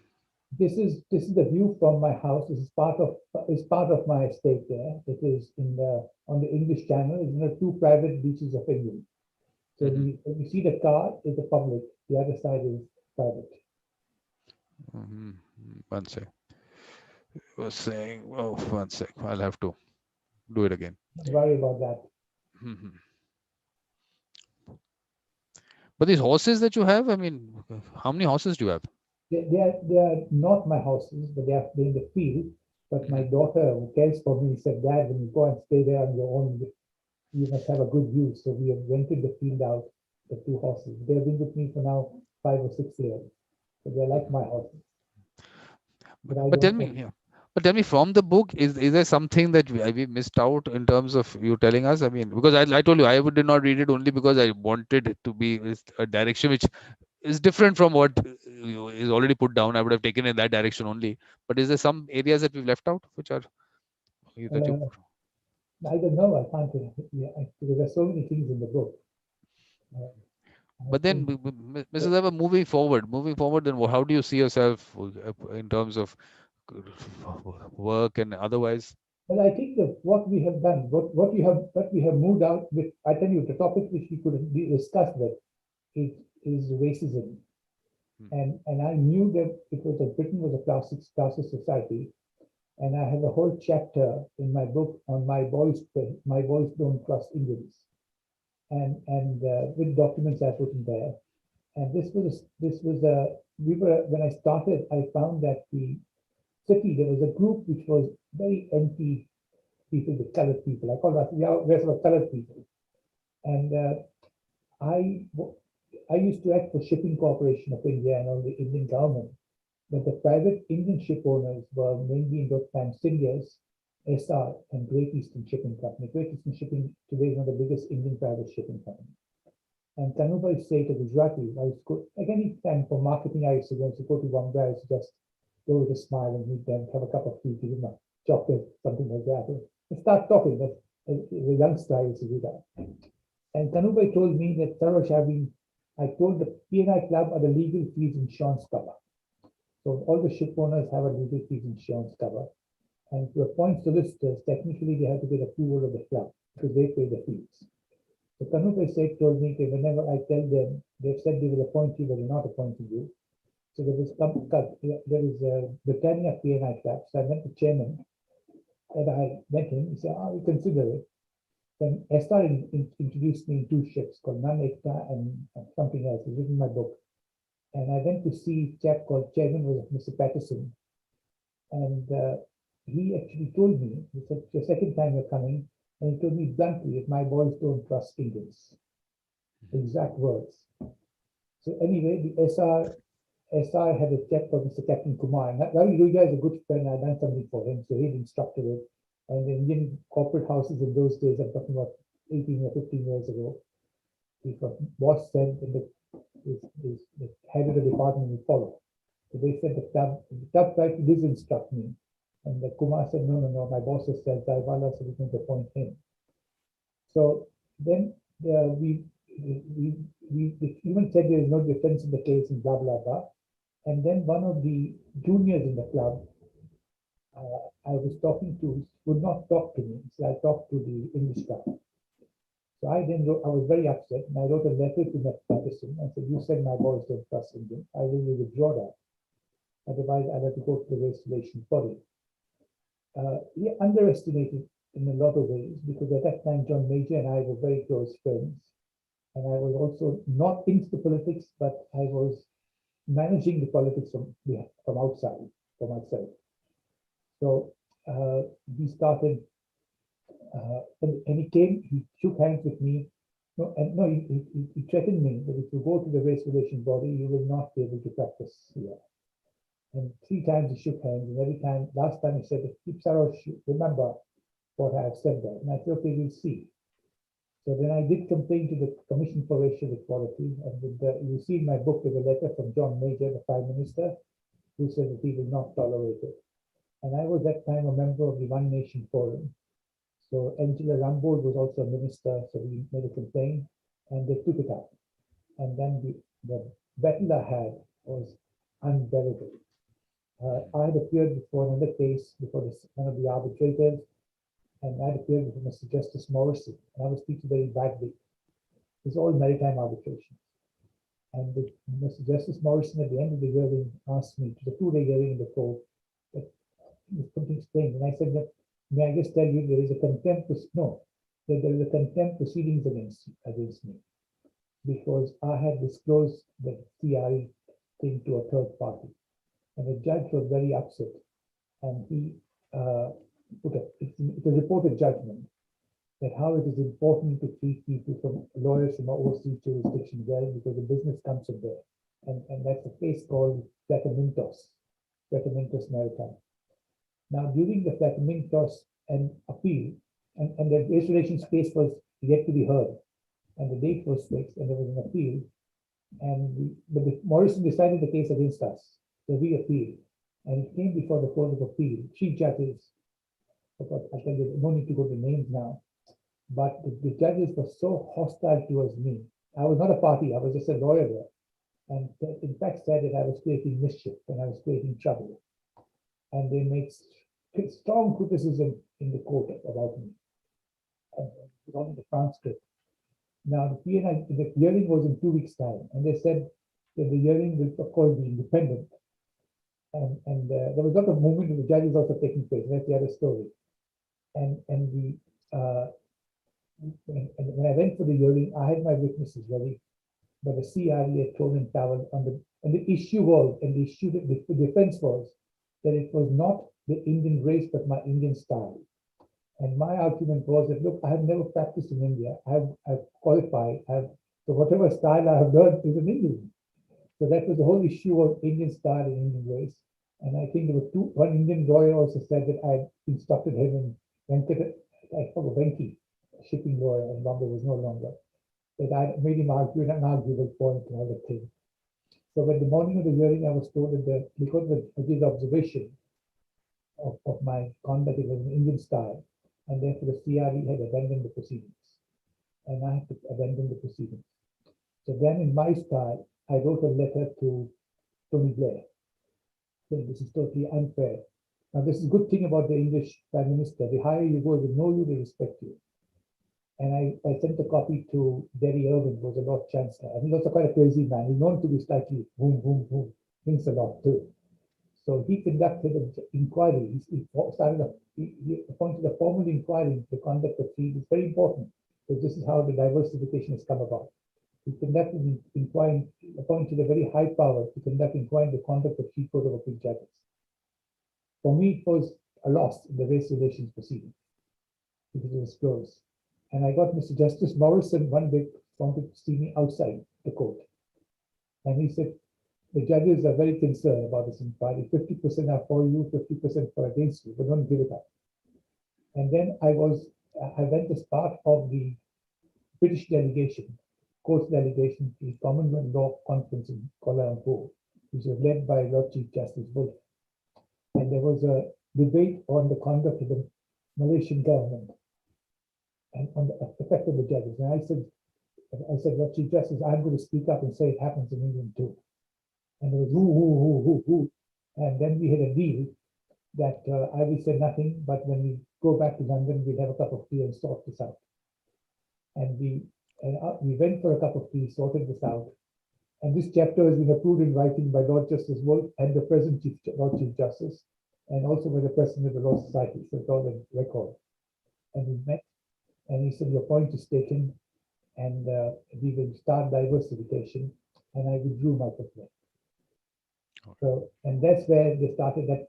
Only after that, that more colored Queen's Counsel were appointed. The first time a non-white judge was appointed. And that was Mr. Singh, not very nice man. And then it was not white, anyone. So it's now started. So we have to do that. But we must also know when to withdraw, because not to go blindly and attack. I said, okay, fine, close. He said he'll do it. And in fact, in my book, I started praising Lord Justice Wolf. And whenever he sees me, he's a public figure, he turns red, but he does. Okay. So that is important, that what we do must have an ulterior goal for benefit of mankind. Okay, next. But now it's only about you have to tell us, because from my side, these taking you through from Bombay to we've got you to London. But Okay. in terms of your personal experiences, and those are things which you have to tell us, where look, there's some significant events which happen in a person's life which maybe change the way they think. So what Most would significant event was the birth of my daughter and my son. And I've enjoyed my children, God willing, very much. My son is a barrister. My daughter is a solicitor. wow, so whole family. She's a non-practicing solicitor because she worked with me for a year and she told me, Dad, can I be honest? I don't like law, I like music. So she has a music studio, but she also works in the office part-time as a practice manager. But how old are they? They're in the 30s. Okay. And what about your wife? I have no wife since 94. Okay. Mm-hmm. Okay. So now, so basically now then these they grown up and now you're alone. What else are you doing besides practice of law? I have lots of friends. Okay. I have a reasonably good life. I have a lot of life. I go every weekend to my Sussex house. I have an apartment in south of France. In fact, I go to Villefranche, which is near between Nice and Monte Carlo. And you can take things calmly and not to show off. That's the important thing. Yeah. So there is such a thing as black eye too. Mhm. When people see in the ego and then people get jealous, and that also affects. I do believe in energy. But you see yourself practicing now. I mean, are you going to thinking of something else over some time? Are you thinking of moving I, away from the practice of law?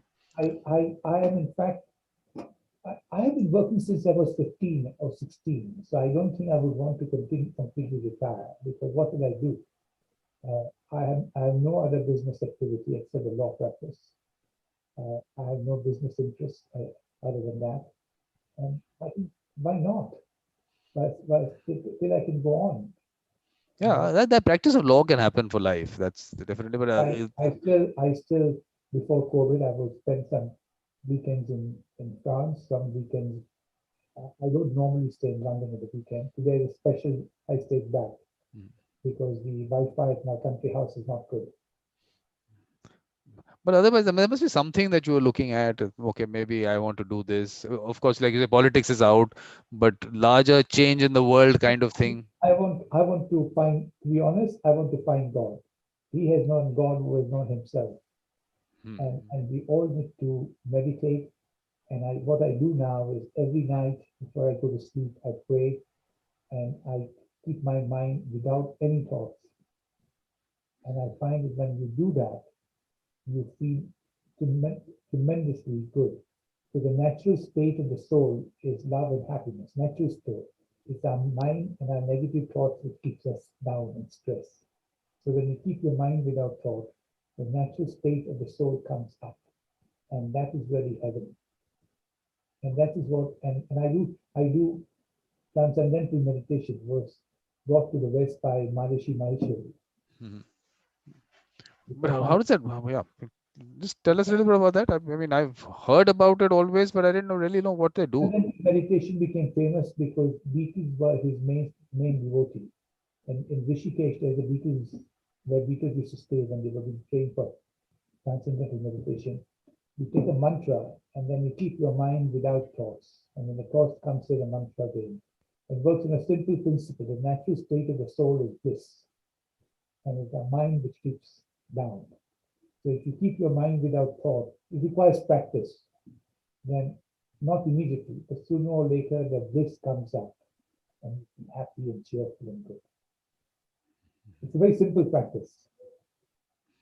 But I remember when we were in school, they had come to our school and similar thing, they'd given some word that you were supposed to. Mantra is an innocuous word. It was just the word was given to me. To us, each of us, there was some word which was given that think about this. One word. The headquarters is in Holland, Mahesh Yogi.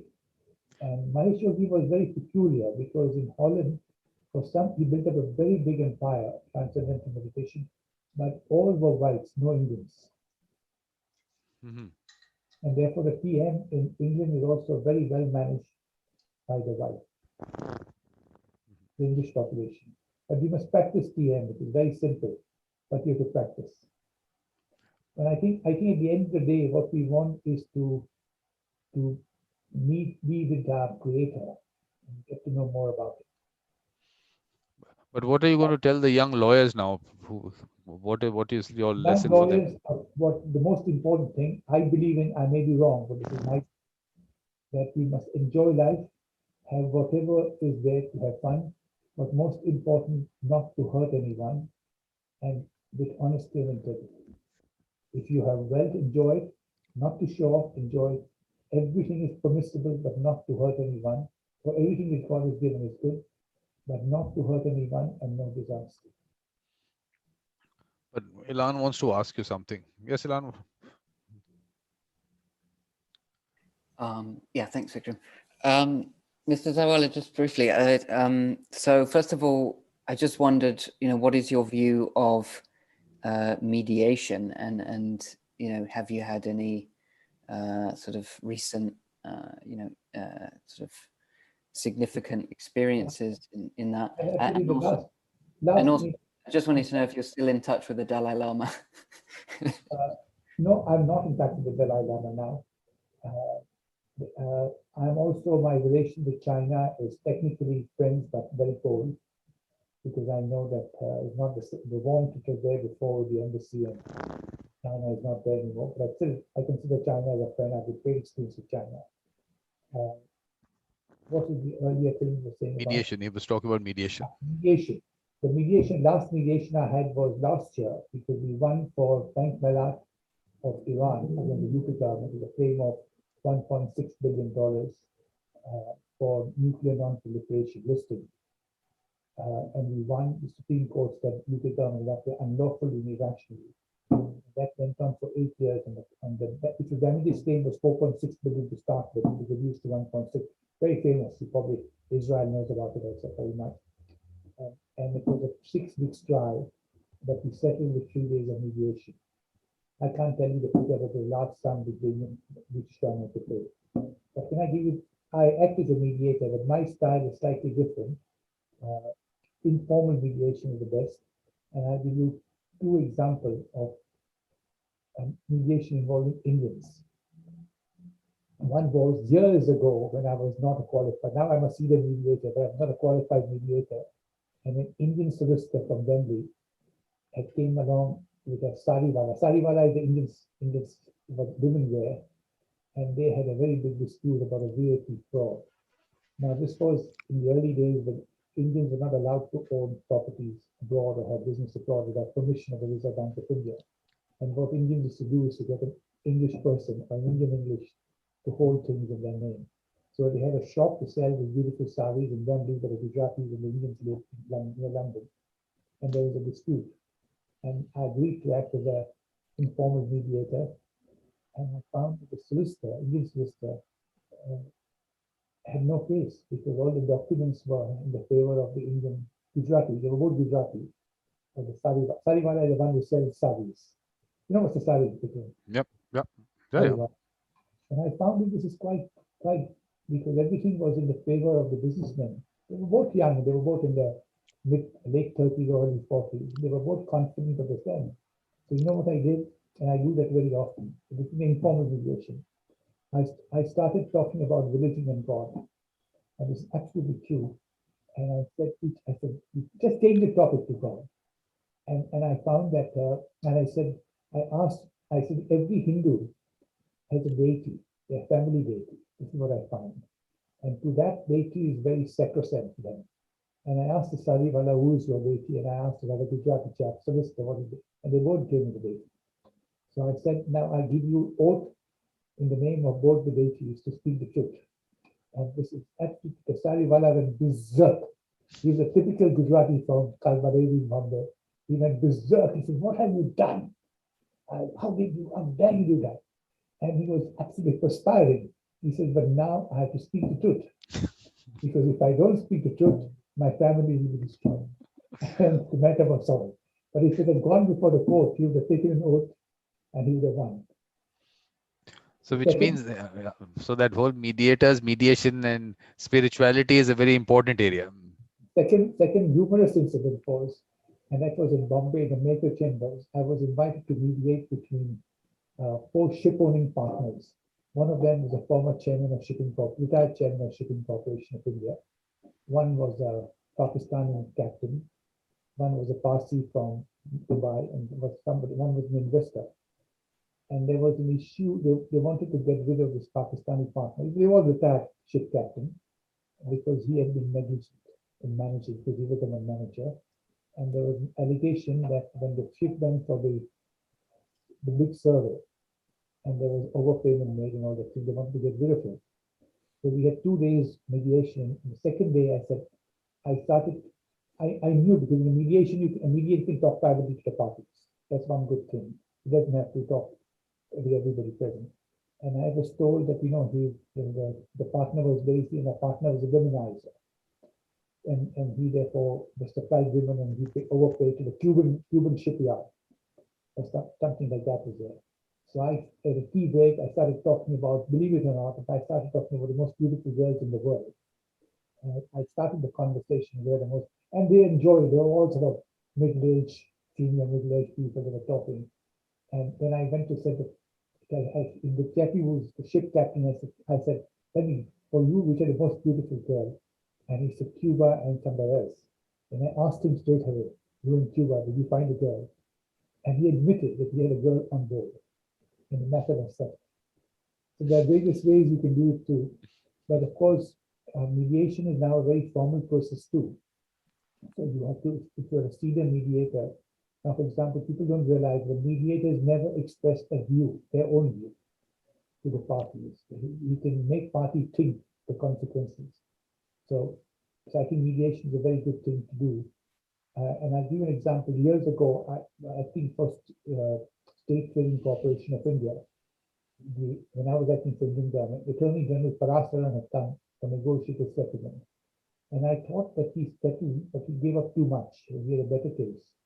And I remember he telling me in the car that always remember that a bad settlement is better than a good victory.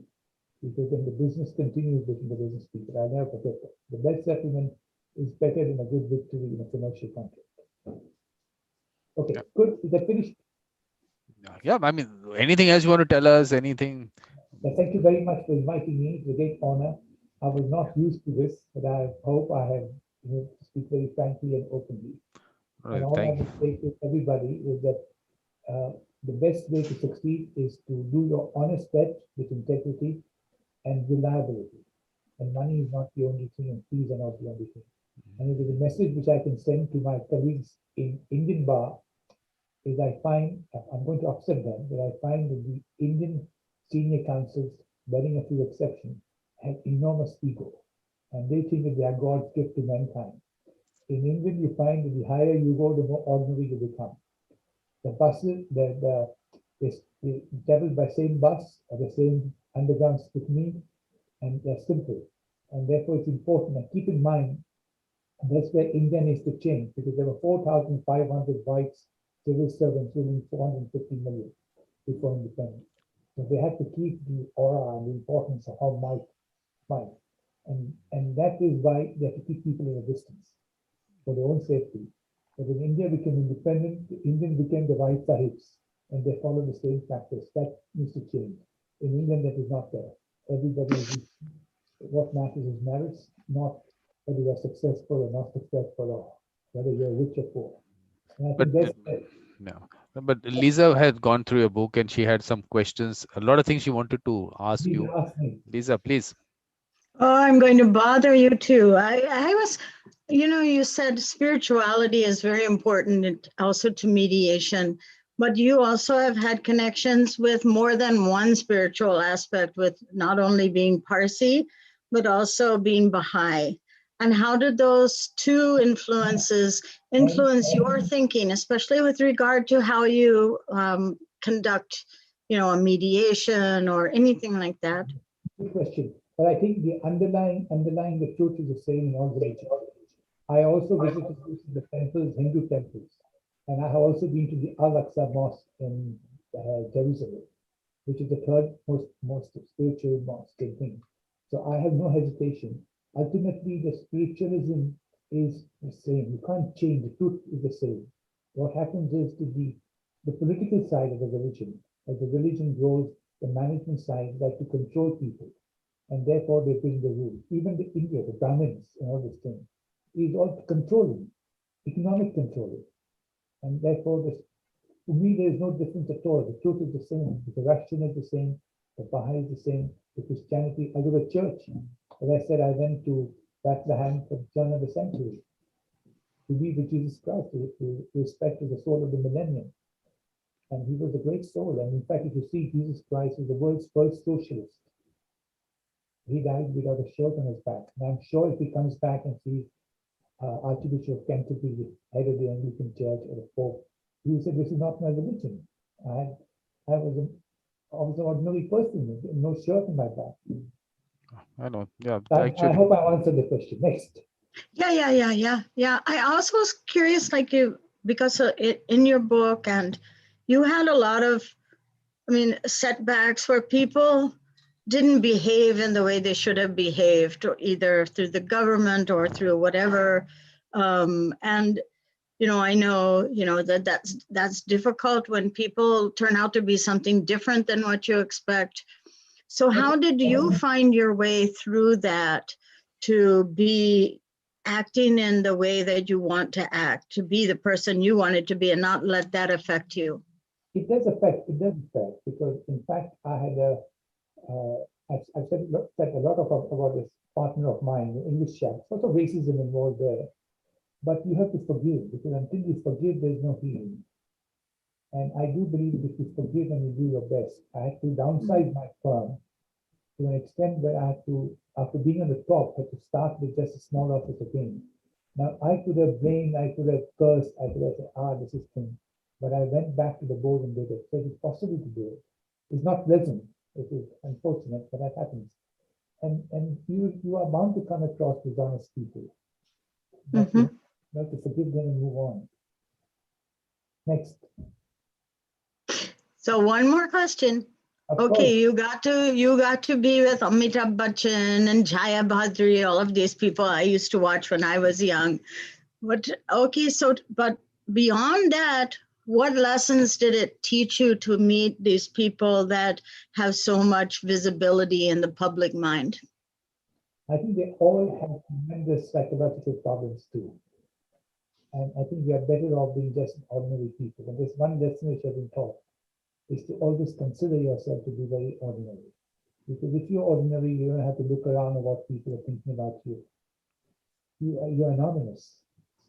But if you're not ordinary, and very often, because I was the probably first non-white to have been nominated for the knighthood of House of Lords, and I've written a chapter on it. And I made lots of mistakes. I could have just forgotten it and not fought back and all the things. But the allegation was made that I paid hundreds and thousands of pounds to get the honor, which is not true. And there was a parliamentary commission and inquiry, and I could give evidence. And it was a great experience. I got about 11 senior MPs questioning. They all thought I was a millionaire, which I was not. And they were so respectful to me. But today, when I look back, and I said, thank God I did not go to the House of Lords. And today I'm much more freer man. I can go with anyone, even if I have a girlfriend, nobody bothers about me. But if I was in that, I would have been sitting there being very conventional. So you don't have to be conventional. The most important thing is to be happy from within. Yeah, absolutely. Okay, good. Thank you, and God bless. Thank you, Mrs. Zaiwalla. It was very nice of you to join us. Rosalia, you're from Canada. Thank you. Rosalia? Thank you. I had a hard time hearing. I don't know what's going on with the speakers today. I think they are from Canada, which is very good. I'm going to listen to the recording again, but thank you so much. No, there was a little bit of a mic issue he has a little bit of a mic issue there, which I told him about that, but he's working on that. If you can get Vikram my contact details and you can contact me. But I'll look into your book. It sounds very interesting. I congratulate you, for they also given me a lot of problems last year. Rising. Pardon? It's given me a lot of trouble last year. A lot of stress last year. A lot of stress. Well, now you're out of it. And now you can see the silver linings. No, the thing was that there was some court case and everything based on that book that he had to handle. Criminal libel, I was sued. But it never went. It was more of a press fight. And this is what I realized, that in judiciary has now changed completely in India. And people use press to fight cases and not the court. Yeah. Okay. But the courts in any way takes so long. So I think that's the only trial that you get, really. And we must abolish criminal libel in India, because Britain has abolished long time ago. And remember, when the British were ruling, it was necessary to have all this hold on people to have criminal. Yeah, that's what our laws are from. That is what we've stuck with, because like you said, the masters might have gone, but the new ones took the same thing and used the same laws. People like you must speak out, because if you don't do that, we still have a culture which is based on colonialism. I know. What I call a patronage culture, not a merit culture. No, but I think at one point of time I decided that I need to now move out of all that, because there is too much negativity on that side. Not worth it. So show off. When I meet all the top Indian lawyers in Delhi, they're all high and mighty. That's why I moved away from that, and I'm very happy. I moved away from the news. It's my little world I've created, and I'm very happy with that. Excellent. I'm going to now take an Uber and go to the Victoria railway station and take the next train to Angmering station. Have a good weekend there. Thank you, and And God bless all of you. And let's stay in contact. And Yep. please contact Yes, me. we'll think of Yes. you as you're in your country home, and we'll remember that we got to visit it for a few minutes. Yeah, great for me too. Yeah. Thanks, Mr. Seema, Zaiwalla. where are you from? Seema, where are you from? Seema is from Delhi. She's now obviously living in Qatar. Her husband is there, works there. But she's a she was a mediator in the Delhi court. Pleasure to talk to you. Bye-bye. Bye, Mr. Zaiwalla. Bye-bye. Take care. Bye.